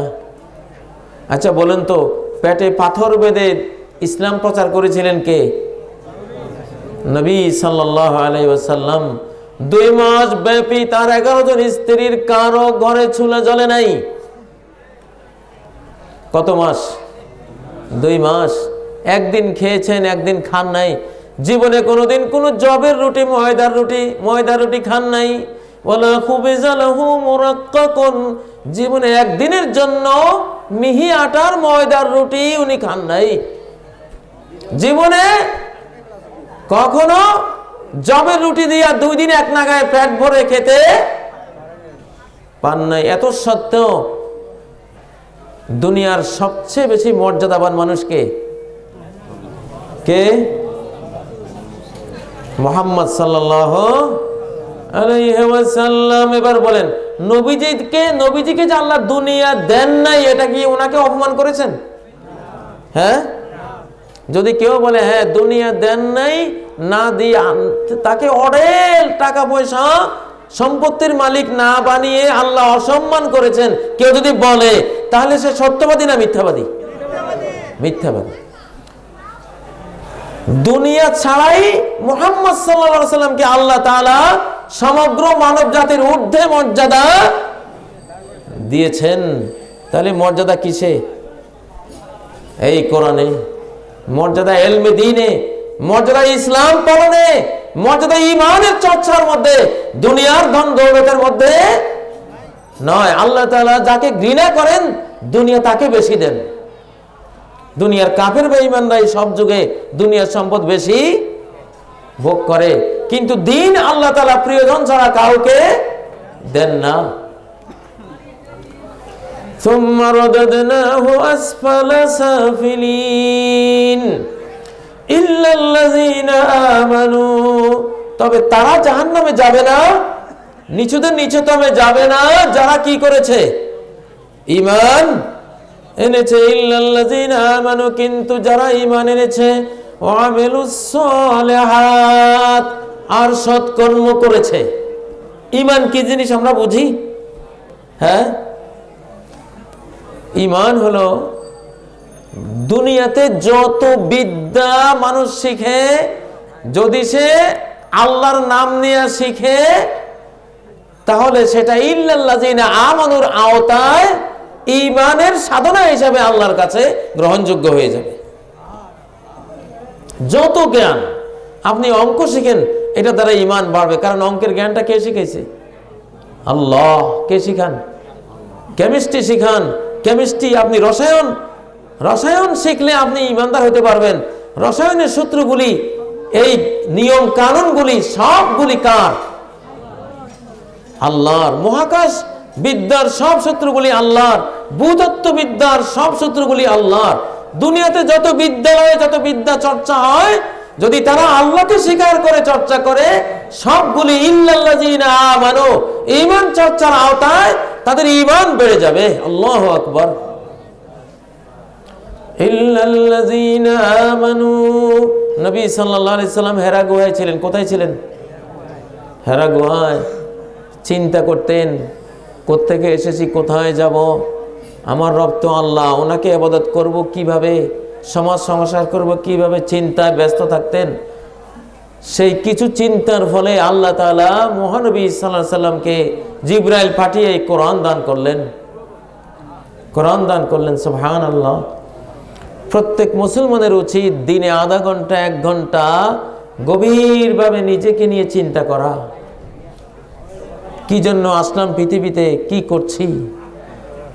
যদি সে চিন্তাটা করে, তাহলে ইল্লাল্লাযীনা আমানু, তার 1 ঘন্টা যদি সে চিন্তা গবেষণা করে নিজেকে নিয়ে, সেটা তার ঈমান চর্চার আওতায় মস্তম ইবাদত হিসাবে, ইবাদত বন্দেগী হিসাবে আল্লাহর কাছে কাউন্ট হয়ে যাবে, গৃহীত হয়ে যাবে। অতএব প্রত্যেক মুসলমানের উচিত নিজের ইহপরকাল নিয়ে ডেলি অন্তত কিছু সময় চিন্তা করা। কিন্তু আজকাল তো চিন্তার সময় নাই। মহানবী সাল্লাল্লাহু আলাইহি সাল্লাম প্রতি রাত শেষ রাতে উঠে তাহাজ্জুদ পড়তেন, গভীর মনোনিবেশ সহকারে কোরআন তেলাওয়াত করতেন, তাহাজ্জুদ পড়তেন, কোরআন নিয়ে গবেষণা করতেন। কিন্তু আমাদের জীবনে সেটা নাই, ফিরিয়ে আনতে হবে। ইল্লাল্লাযীনা আমানু, যার ঈমান যত শক্ত, ঈমান যত ভালো, যার ঈমান যত নির্ভুল, ঈমান যত তাজা, তার আমল তত বেশি আল্লাহর কাছে মাকবুল হবে। ঈমানের পাওয়ার অনুসারে আমলের পাওয়ার। এজন্য আগে ঈমান না আগে আমল? আগে কি? আগে ঈমান। নবী সাল্লাল্লাহু আলাইহি সাল্লামকে এক পাল্লায় রাখা হলো, সাহাবী সহ কিয়ামত পর্যন্ত সব উম্মতকে আরেক পাল্লায় রাখা হলো। নবীজির ওজন বেশি হলো। আল্লাহু আকবার। আবার নবীজিকে সরিয়ে রেখে আবু বকরকে এক পাল্লায় রাখা হলো, ওমর সহ সব সাহাবী সহ কিয়ামত পর্যন্ত সমস্ত উম্মতকে আরেক পাল্লায় রেখে ওজন দেওয়া হলো। আবু বকর সিদ্দিক রাদিয়াল্লাহু আনহুর ওজন বেশি হলো। সুবহানাল্লাহ। পরে ওমরকে এক পাল্লায় রেখে গোটা উম্মতকে আরেক পাল্লায় রেখে ওজন দেওয়া হলো। এক ওমরের ওজন বেশি হলো। কিসের কারণে? ঈমানের কারণে। কিসের কারণে? যার ঈমান যত পাওয়ারফুল, তার আমল তত ওজনী। যার ঈমান যত কম, তার আমল তত হালকা। ঈমান বাড়বে কেমনে? আল্লাহর পরিচয় ছাড়া। আল্লাহর যে 99টি নাম আল্লাহ দিয়েছেন, প্রত্যেকটি নাম সম্পর্কে কিছু জ্ঞান যার নাই, সে আল্লাহকে চিনে না। প্রত্যেকটি নাম সম্পর্কে অন্তত 1 ঘন্টা 2 ঘন্টা 3 ঘন্টা যে বক্তৃতা করতে পারবে না, তার ঈমান পূর্ণাঙ্গ হয় নাই, সে আল্লাহকে চিনেই না। এখন এখানে যদি বলি, আচ্ছা সূরা ফাতিহার মধ্যে তো আমরা শুরুতেই বলি আলহামদুলিল্লাহ রাব্বিল আলামিন। কয়টা নাম আছে এখানে আল্লাহর? কয়টা নাম? আলহামদুলিল্লাহ রাব্বিল আলামিন। কয়টা নাম আছে এই জায়গায় আল্লাহর? এই আয়াতে 2টা, আল্লাহ আর রব। কে পারবেন আল্লাহ শব্দের উপরে আল্লাহর মিনিংস কি, মানা কি, অর্থ কি, মর্ম কি, সারমর্ম, এটা নিয়ে 1 ঘন্টা বক্তৃতা কেউ করতে পারবেন? পারবেন? তাহলে আপনি আল্লাহকে চিনেন নাই। রব্বিল আলামিন, রব নিয়ে 1 ঘন্টা 2 ঘন্টা 3 ঘন্টা বক্তৃতা করতে পারবেন? হ্যাঁ, তাহলে আল্লাহকে চিনেন নাই। আর রহমানির রহিম, আল্লাহ শব্দ নিয়ে যদি কেউ তার জীবনের প্রথম দিন থেকে মৃত্যু দিন পর্যন্ত বক্তৃতা করে যায়, তবুও আল্লাহ নামের মিনিংসের 1000 লক্ষ কোটি ভাগের অনন্ত ভাগের 1 ভাগও শেষ হবে না। দফতর তমাম গস্ত ও বপায়া রসিদ আমার, বালামকে বালাম শেষ করে ফেললাম, জীবনটা শেষ নিঃশ্বাসের সেই সীমানায় পর্যন্ত পৌঁছে দিলাম। মা হামচুনা দার আউয়ালে ওয়াসফে তুমান দায়েম, এখনো ওগো আল্লাহ তোমার প্রথম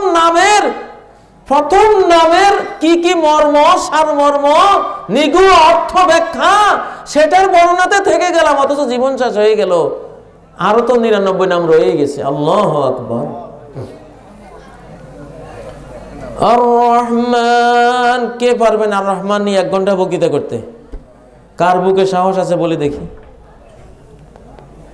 তুমি পারবা? উঠো দেখি, উঠো। তুমি একদিন এখানে মসজিদে আর রহমান নামের উপরে 1 ঘন্টা বক্তৃতা করে পরে আমার ফোন দিবা যে আমি 1 ঘন্টা বক্তৃতা করছি। সাহসী একটা যুবক পাইলাম, আলহামদুলিল্লাহ। কিসের মুসলমান? যে আল্লাহর খাই, যার নুন খাই, তার গুণ গাই, তার একটা নাম নিয়ে যদি 1 ঘন্টা বক্তৃতা করতে না পারে, কিসের মুসলমান হইলেন? আমি পারবো ইনশাআল্লাহ। আমি রহমান নাম নিয়ে 3 ঘন্টা বক্তৃতা করলো ব্যাপার না, আমি পারবো ইনশাআল্লাহ। গৌরব না, কিন্তু মনোবল আছে, পারবো। কারণ জীবনটা তো আর কোনো কাজ করিনি এগুলির পিছনেই। ভাইয়েরা, আল্লাহ তাআলার একটা নাম হলো আল-লতীফ, খুব সূক্ষ্মদর্শী, খুব সূক্ষ্মদর্শী। আল্লাহ কত সূক্ষ্মদর্শী আল্লাহ। যখন শিশুকালে দাঁতগুলি উঠে, দাঁতগুলি 6 মাস পরে পড়ে যায় না? কেমনে পড়ে? আল্লাহ তাআলা দাঁতের গোড়াগুলি ক্ষয় করতে থাকেন, এগুলি ক্ষয় হয়ে গলে যায়, গলতে গলতে দাঁতগুলি নড়তে থাকে। এক সময় ভাতের সাথে খাওয়ার সাথে দেখা যায় দাঁতটা পড়ে গেছে, ঠিক না? কোনো ব্যথা নাই, বেদনা নাই। কত সূক্ষ্মভাবে শিশুকালের প্রথম ছোট দাঁতগুলিকে তিনি তৈরি করলেন, আবার ফেলে দিলেন। ও ভাইয়েরা, দাঁত যদি অন্যান্য চুল, দাড়ি ইত্যাদি যেভাবে বাড়ে, দাঁত যদি এরকম বাড়তো, দাঁত যদি সপ্তাহে সপ্তাহে মোষের মতো বাড়তো, মোষ না হয় কেসে দিয়ে কসকস করে কাটি ফেলাই দিলাম, দাঁত কাটতাম কেমনে? হ্যাঁ, প্রতি সপ্তাহে যদি মোষের মতো একবার দাঁত কাটা লাগতো, বিপদটা কি ছোট হইতো না বিরাট বড় বিপদ হইতো? হ্যাঁ, কি মুসিবত! নয় সামনের গুলি কাটলাম, সাইডের গুলি। আল্লাহ তাআলা কি সূক্ষ্ম বিচারক, সূক্ষ্ম স্রষ্টা। আল্লাহু আকবার। ভ্রু দিলেন, ভ্রুগুলি একটু বাড়ে না, ওই যে দূরত্বরে। চোখের পাতাগুলি দিলেন, বাড়ে না, বাড়ে না। কি সূক্ষ্ম হিসাব নিকাশ আল্লাহর। ধানগুলি, গমগুলি, ভুট্টাগুলি সব একসাথে পাকে। যদি এটা 15 দিন আগে পাকছে, ওটা 20 দিন পরে পাকবো, তাহলে 1 গোছা আজকে কাটতে হইতো, আবার 2 দিন পরে আরো 2 গোছা, 3 দিন পরে আরো 3 গোছা। কৃষকের জান যাইতো, ঠিক না? পরে কৃষক হইতো এই ধান চাষেরই দরকার নেই, কাটতে কাটতে জান সারা, ঠিক না? কিন্তু ধানগুলি, গমগুলি, ভুট্টাগুলি একসাথে পাকে, কিন্তু আম গাছের আম একসাথে পাকে না, কোনোদিন একসাথে পাকে না। কারণ আল্লাহ জানে 2 মাস খাওয়ামু আমি। কয় মাস? 2 মাস খাওয়ামু। সবগুলি একদিনে পাকে গেলে আমার বান্দা 2 মাস খাইবো কেমনে? আল্লাহু আকবার। দেখা যায় এটা আজকে পাকছে, বাকিগুলি কাঁচা, 10 দিন পরে পাকছে, এরপরও ওগুলি পাড়ার পরে আরো কিছু রয়ে গেছে, 20 দিন পরে পাকছে। এইভাবে কি সুন্দর সিরিয়াল ভাই পাকাইতে একটা আম গাছের আম দেখা যায় 2 মাস 3 মাস আমরা খাই। সুবহানাল্লাহ। এই সূক্ষ্ম হিসাব নিকাশগুলি কার? জোরে বলেন কার? কি সূক্ষ্ম জিহ্বা বানিয়েছেন, আল্লাহু আকবার। এখন চুল যদি জিহ্বায় পেছায়, জিহ্বায় এমন করে ধরে ফেলে যে চুল একটা লাগছে, টান দিয়ে দেখেছে আধা 1 বিঘত লম্বা চুল। আল্লাহু আকবার।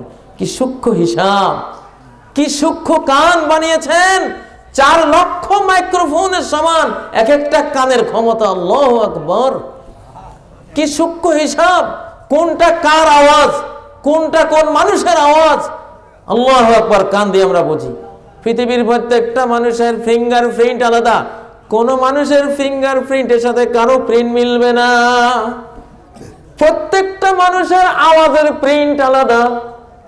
750 কোটি মানুষের আওয়াজ 750 কোটি রকম, কারো আওয়াজের সাথে কারো আওয়াজ মিলবে না। কি সূক্ষ্ম, লতীফুন খবীর। আল্লাহ লাতিফ নামের উপরে যদি 1-2 ঘন্টা ওয়াজ করতে না পারেন, কিসের আল্লাহকে চিনলেন? কি লতীফ। প্রত্যেকটা মানুষের শ্রবণ শক্তি আলাদা, দৃষ্টির প্রিন্টগুলি আলাদা। আপনার চোখের দৃষ্টি আর ওনার চোখের দৃষ্টি জীবনেও কখনো মিলবে না, টোটাল ভিন্ন জিনিস। আল্লাহু আকবার। প্রত্যেক জিনিসের জিহ্বার প্রিন্টগুলি, স্বাদের প্রিন্টগুলি আলাদা, তার ব্রেইনের চিন্তার ধরনগুলি আলাদা। প্রত্যেকটা মানুষ একটা ভিন্ন কপি। কিন্তু কোম্পানি, যে আইফোন কোম্পানি, সিম্ফনি কোম্পানি, ধরেন Nokia company, iPhone 6 company, iPhone 6 এর যতগুলো সেট, যত লক্ষ সেট, যত কোটি সেট তারা বানাবে, সবগুলিতে একই রকম হবে। একই না? কোনো বেশকম হয়? কোনো বেশকম নাই। কিন্তু আল্লাহ যে সেট বানান, মানুষ নামক যে সেট আল্লাহ বানান, রেজাউল ভাই টোটাল একজন ভিন্ন মানুষ, আমি টোটাল ভিন্ন মানুষ। ওনার চাহনি একরকম, আমার চাহনি ঠিক আরেক রকম হবে। ওনার আওয়াজের প্রিন্ট আলাদা, আমার আওয়াজের প্রিন্ট আলাদা। ওনার শ্রুতির প্রিন্ট আলাদা, আমার শ্রুতির প্রিন্ট আলাদা। ওনার ফিঙ্গার প্রিন্ট আলাদা, আমার ফিঙ্গার প্রিন্ট আলাদা। আল্লাহু আকবার। পৃথিবীর কোন কোম্পানি কি এরকম আছে? এরকম আছে যার প্রোডাকশনের প্রত্যেকটা আইটেম সেট আলাদা আলাদা। এটা কি হয়? এটা হয় না, এটা বানাইতে পারে না। টয়োটা গাড়ি যদি কেউ BMW বানায়, মার্সিডিজ বানায়, যে ব্র্যান্ডের, ওই ব্র্যান্ডের সব গাড়ি একই রকম। যে টায়ার বানায় সবগুলি টায়ার একই রকম, ঠিক না? কিন্তু আল্লাহ তাআলার বানানি এরকম নয়। আল্লাহু আকবার। এই জন্য আল্লাহর পরিচয় আগে। কার পরিচয় আগে? ইল্লাল্লাযীনা আমানু। তারা জাহান্নামে যাবে না, নিচুদের নিচুতামে পড়বে না। যারা জ্ঞানী হয়েছে, ঈমান সহকারে আল্লাহকে বুঝেছে, আল্লাহর পরিচয় যারা জানতে পেরেছে, আল্লাহ ওদেরকে খালি উপরেই তুলবেন, উপরেই তুলবেন। আল্লাহু আকবার। কত উঠতে যাও, যত আল্লাহকে ইবাদত করবা, তত কাছে যাবা, তত উপরে উঠবা, তত উঠতে উঠবা।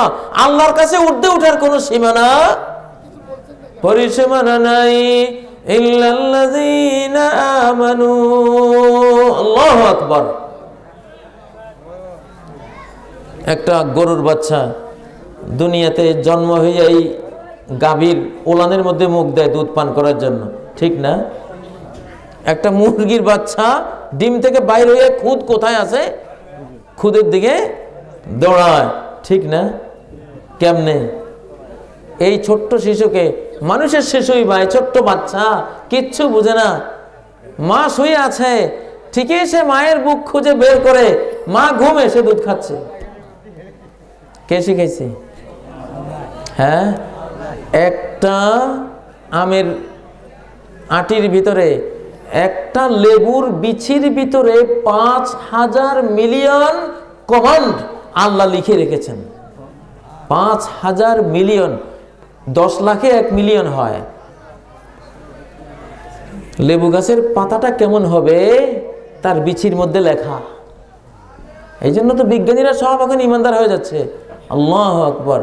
কোরআনের একটা আয়াত, আল্লামা বিল কলম, আল্লাহ কলম দিয়ে সবাইকে সব জ্ঞান শিখিয়েছেন। লেবু গাছকেও লেবু গাছ হতে শিখিয়েছেন, লেবুকে লেবু হতে শিখিয়েছেন, লেবু পাতাকে লেবু পাতা হতে শিখিয়েছেন, আম পাতাকে আম পাতা হতে শিখিয়েছেন।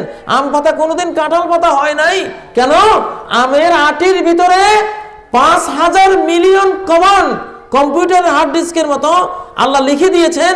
পাতাটা এই লম্বাটে হবে, আগাটা চোখা হবে, মাঝখানে একটা মেরুদণ্ড হবে, দুই দিকে হাজারো লাখো লাখো শিরা উপশিরার নেটওয়ার্ক বিস্তৃত হবে। গ্রানটা এরকম হবে, তারপর সারটা এরকম হবে, ফুলগুলি এরকম হবে, মুকুলগুলি এরকম হবে, ফলগুলি এরকম হবে। একটা আটির ভিতরে এই গাছটা যদি 500 বছর থাকে, 500 বছরের সমস্ত জ্ঞান, সমস্ত কমান্ড তার আটির ভিতরে লেখা আছে, আল্লাহ তাআলা লিখে দিয়েছেন। জ্ঞান যত চর্চা করবেন তত আল্লাহকে পাবেন, তত আল্লাহকে বুঝবেন। একজন নারীর সাথে একজন পুরুষ কেন মুসাফা করবে না? বেগানা নারী, হ্যাঁ, আপনার স্ত্রী ছাড়া যেই নারীর সাথে আপনার দেখা দেয় অবৈধ, সেই নারীর সাথে আপনি হ্যান্ডশেক করতে পারবেন না। কেন পারবেন না? আল্লাহ নির্দেশ। কার নির্দেশ? লান ইউতানা আহাদুকুম বিমিখয়াতিন মিন হাদিদিন খায়রুল লাহু মিন আইয়ামাস সামরাতান লা তাহিল্লু লা। আলবানীর সহিহ হাদিস সিরিজের হাদিস। তোমাদের কেউ তার মাথা যদি রড দিয়ে ফুটা করে দেওয়া হয় তবুও ভালো কোন হারাম মহিলাকে স্পর্শ করার চেয়ে। রড ঢুকে মাথা ফুটা হয়ে গেছে, নবীজি বলেন এটা অনেক কম ক্ষতি হয়েছে, এতে লস অনেক কম হয়েছে। মাথা ফুটা হয়ে পিজি হাসপাতালে গিয়ে ভর্তি হয়েছেন, নবীজি কোন কি এটা বেশি একটা লস হয়নি, লস হয়েছে ওই যে মহিলার সাথে হাত দিছো, বাসে এক সিটে বইছো, অটোর মধ্যে এক সিটে বইছো, এইটা বড় লস হয়েছে। মানব দেহে লক্ষ লক্ষ সেল আছে অনুভূতি ট্রান্সফার করে। এই হাতের মধ্যে লক্ষ লক্ষ সেল আছে, কোষ আছে। কে হাতটা দিল, নারী না পুরুষ, তাদের সেক্সুয়াল যৌন অনুভূতি ট্রান্সফার করবে ওই সেলগুলি আল্লাহ দিয়েছেন। না তো স্বামী স্ত্রী সংসার টিকবে না। ওই আকর্ষণটা দিয়েছেন যাতে স্বামী স্ত্রীর একের প্রতি অপরের আকর্ষণ ঠিক থাকে। তো তুমি যে এখন পুরুষ লোক মেয়ে লোকের সাথে হ্যান্ডশেক করো, দুটোটা চরিত্র নষ্ট হয়। এটা বিজ্ঞানীরা বলছে, হাদিস 1400 বছর আগে বলে গেছেন, কিন্তু আজকে গবেষণা করে সেটা দেখছেন। কে দিল এই অনুভূতি সেলগুলি? কে দিল? কে বানালো? ইল্লাল্লাযীনা আমানু। ওরে মানুষ, তুই তোর মর্যাদা বুঝিস নাই, তো দুনিয়ার জন্য কাঁদস, দুনিয়ার জন্য তুই দুশ্চিন্তা করস। কিসের তোর দুনিয়া? তোর এক তসবির মূল্য তো সারা পৃথিবী বিক্রি করলে হয় না। তোর এক আল্লাহু আকবার বিক্রি করলে সারা পৃথিবীর মতো কয়েকশো কোটি পৃথিবী কিনতে পারবি। তুই কিসের জন্য কাঁদিস? ইল্লাল্লাযীনা আমানু, যারা ঈমানদার, এই পৃথিবীতে তাদের কোনো দুঃখ নাই। ঈমান যে পেয়েছে সব কিছু পেয়ে গেছে সে। প্রিয় ভাইরা, ইল্লাল্লাযীনা আমানু ওয়া আমিলুস সালিহাত, ঈমান যত শক্তিশালী আমল তত শক্তিশালী হবে। আমি প্রায় বলি এখন যে সাদ ইবনে মুআজ বলেছেন, আমি 3 জায়গায় মহাবীর, 3 জায়গায় আমি রণবীর, 3 জায়গায় আমি বীর বিক্রম, বীর শ্রেষ্ঠ। 3 জায়গার এক জায়গা হলো নামাজ, as-সালাত। মা কুনতু বি সালাতিন ফাশাগালতু নাফসি বিগাইরিহা। জীবনে এক রাকাত নামাজ এরকম পড়ি নাই যে এক রাকাত নামাজ পড়তে গিয়ে মনটা নামাজের বাইরে কোথাও গেছে। উনি বলেন আমার বীরত্ব শুরু হয় নামাজে দাঁড়াইলে। আল্লাহু আকবার। এক রাকাত নামাজেও মন নামাজের বাইরে কোনোদিন যায় না। আর আমাদের অবস্থা কি? তার উল্টাটা। কেউ কি বলতে পারবো এক রাকাত নামাজ এরকম পড়তে পেরেছিলাম যে মনটা বাজারে যায় নাই, হাড়ির ভিতরে ঢুকে নাই? আল্লাহু আকবার বলার সাথে সাথে মন মসজিদ থেকে বাইরে চলে গেছে। কারণ কি? কারণ কি? ঈমান দুর্বল, নামাজ দুর্বল। ঈমান দুর্বল, নামাজ দুর্বল। নামাজ দেখে বুঝবেন তো ঈমানটা সবল না দুর্বল। খালি এমন করে, এই রুকুতে গেল, টপ করে উঠে গেল, সেজদায় গেল, উঠে গেল। কেন? তার ইল্লাল্লাযীনা আমানুটা ঠিক নেই। কার সামনে দাঁড়িয়েছো তুমি?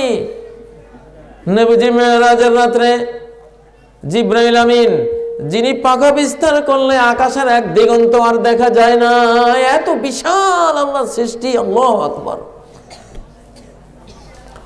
রাআইতু জিবরিল কাল হিলসিল বালি। আমি মেরাজের রাতে জিবরাইলকে দেখলাম পুরানো নেকড়ার মতো পড়ে আছে আল্লাহর ভয়ে। আল্লাহর ভয়ে পুরানো কাপড়ের নেকড়ার মতো এক কিনারে পড়ে আছে। আল্লাহু আকবার। সেই আল্লাহর সামনে দাঁড়িয়েছো তুমি, আল্লাহু আকবার বলে কি নামাজ পড়লা? তোমার ইল্লাল্লাযীনা আমানু ঠিক নাই। ইল্লাল্লাযীনা আমানুটা খুবই দুর্বল। এই জন্য নামাজটা এত দুর্বল যে এটার কোনো অ্যাকশন নাই তোমার জীবনে। প্রিয় ভাইরা, ইল্লাল্লাযীনা আমানু ওয়া আমিলুস সালিহাতি ফালাহুম আজরুন গায়রু মামনুন। তাদের জন্য পুরস্কার কোনোদিন শেষ নাই, পুরস্কার আসতেই থাকবে, শেষ নাই। প্রতিদিন তার মর্যাদা বাড়ছে, প্রতি মুহূর্তে তার মান বাড়ছে, প্রতি সকালে তার পদবি উন্নত হচ্ছে, প্রমোশন হচ্ছে, প্রতিদিন হচ্ছে, প্রতি সন্ধ্যায় হচ্ছে, প্রতি রাত হচ্ছে, হতে হতে এক বিশাল মর্যাদা নিয়ে সে আখিরাতে চলে যাবে আল্লাহর কাছে। আমি এই আয়াতটার ব্যাখ্যা সারা রাত সারা দিন করলেও, মাসের পর মাস করলেও শেষ হবে না, কিন্তু আমাদের সময় তো সীমিত, এই জন্য একটু করে হালকা টাচ দিয়ে চলে যাচ্ছি।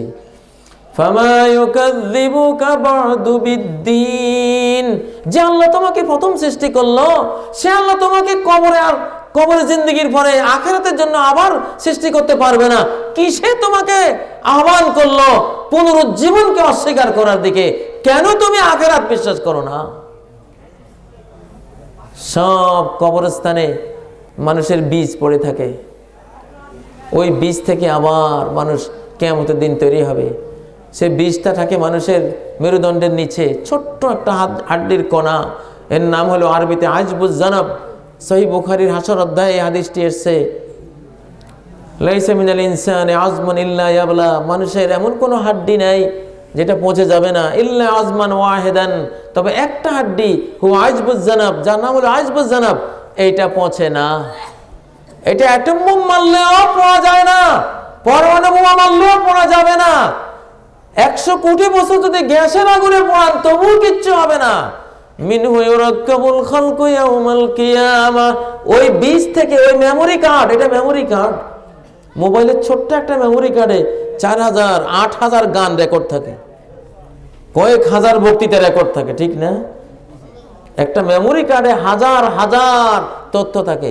ঠিক ওই হাড্ডির কণাটা একটা মেমোরি কার্ড, ছোট্ট মেমোরি কার্ড। মানুষের গোটা দেহের কোন অঙ্গ কেমন সব কিছু ওই আজবুজ জানাবের মধ্যে লেখা। 1935 সালে একজন জার্মান বিজ্ঞানী এই আজবুজ জানাবটা খুঁজে বের করে নোবেল পুরস্কার পেয়েছেন। মুসলমানের হাদিসের আজবুজ জানাব, এটা আবিষ্কার করে নোবেল পুরস্কার নিল জার্মান বিজ্ঞানী, ইংরেজির নাম দিল প্রাইমারি নোট।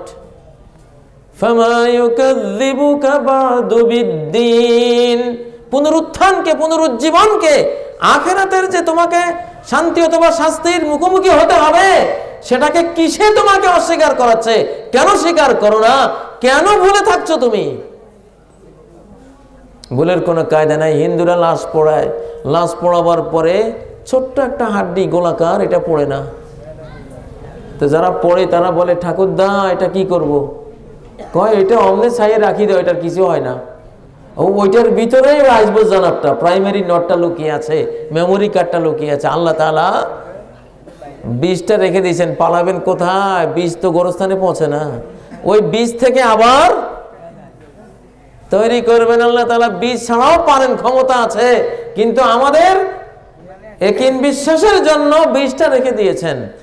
আদম থেকে এই পর্যন্ত গোরস্থানে কুলমাক সমস্ত মানুষের বীজগুলি পড়ে আছে, ওখান থেকে কিয়ামতের দিন সৃষ্টি হবে, ভালো মন্দের বিচার, সূক্ষ্ম বিচার আল্লাহ করে দেবেন। বাঁচবার উপায় নাই। আলাইসাল্লাহু বিআহকামিল হাকিমিন, আল্লাহ কি সব হুকুমত করনে ওয়ালাদের মধ্যে সর্বশ্রেষ্ঠ হুকুমতকারী নন?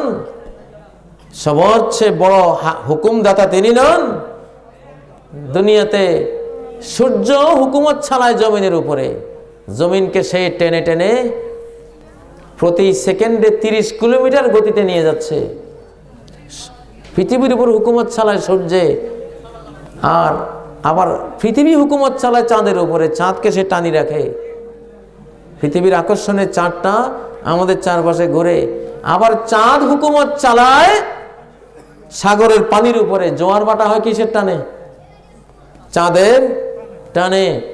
বন জঙ্গলে হুকুমত চালায় সিংহ, সিংহ বনের রাজা হুকুমত চালায় সে। দেশে দেশে হুকুমত চালায় সরকাররা, রাজারা, ঠিক নয় কি? আর সবার উপরে হুকুমত চালান কে? আল্লাহ। আলাইসাল্লাহু বিআহকামিল হাকিমিন, যত হুকুমতে চালাও সবার ঊর্ধ্বে সব হুকুমত চালানেওয়ালাকে কে চালান? জোরে বলেন, কে চালান? আল্লাহ চালান। তিনি সবকিছুর মূল নিয়ামক, স্রষ্টা তিনি, পরিচালক তিনি, নির্বাহী ক্ষমতা প্রত্যেকটা জিনিস আমাকে এখন বক্তৃতা করাচ্ছেন কে? আল্লাহ। এমন নয় যে আল্লাহ আমাকে ক্ষমতা দিয়ে ছেড়ে দিয়েছেন, আল্লাহ এখন আমার থেকে উনি ঘুমাচ্ছেন বা নাউজুবিল্লাহ উনি আমার কোনো খোঁজখবর রাখছেন না, অটোমেটিক আমি বক্তৃতা করতেছি না। আমার প্রতিটি কথাটা যে সেকেন্ডে বের হচ্ছে ওই সেকেন্ডে ওনার অনুমোদন নিয়ে বের হচ্ছে। আল্লাহু আকবার। এমনটা নির্বাহী ক্ষমতার অধিকারী আল্লাহ রাব্বুল আলামিন। সম্মানিত মুসলিম ভাইয়েরা, সূরাটি খুব সংক্ষেপে আমি শেষ করলাম। রাত এখন কয়টা হয়েছে? আর গভীর আসরে অনেক রাত হয়েছে, পরে ফজর কাজা হবে। এই সূরাটির উপরে যে কথাগুলো এসছে, কোরআনের প্রত্যেকটা সূরা এরকম, একটা সূরা যদি মানুষ বুঝে গোটা জীবন চেঞ্জ হয়ে যায়। এটা মনে রাখবেন, পৃথিবীর সর্বশ্রেষ্ঠ মানুষ সেই যে আল্লাহর পরিচয় নিয়ে যে নেক আমল করে, পুণ্য আমল করে, তার চেয়ে উত্তম আর কেউ নাই। আর যে আল্লাহকে হারিয়ে ফেলে, আল্লাহর পরিচয় হারিয়ে ফেলে, আল্লাহর নাফরমান বান্দায় পরিণত হয়, তার চেয়ে নিকৃষ্ট আর কেউ নেই। সুবহানাকাল্লাহুম্মা ওয়া বিহামদিক, আশহাদু আল্লা ইলাহা ইল্লা আনত, আস্তাগফিরুকা ওয়া আতুবু ইলাইক। আসসালামু আলাইকুম ওয়া রাহমাতুল্লাহি ওয়া বারাকাতুহু।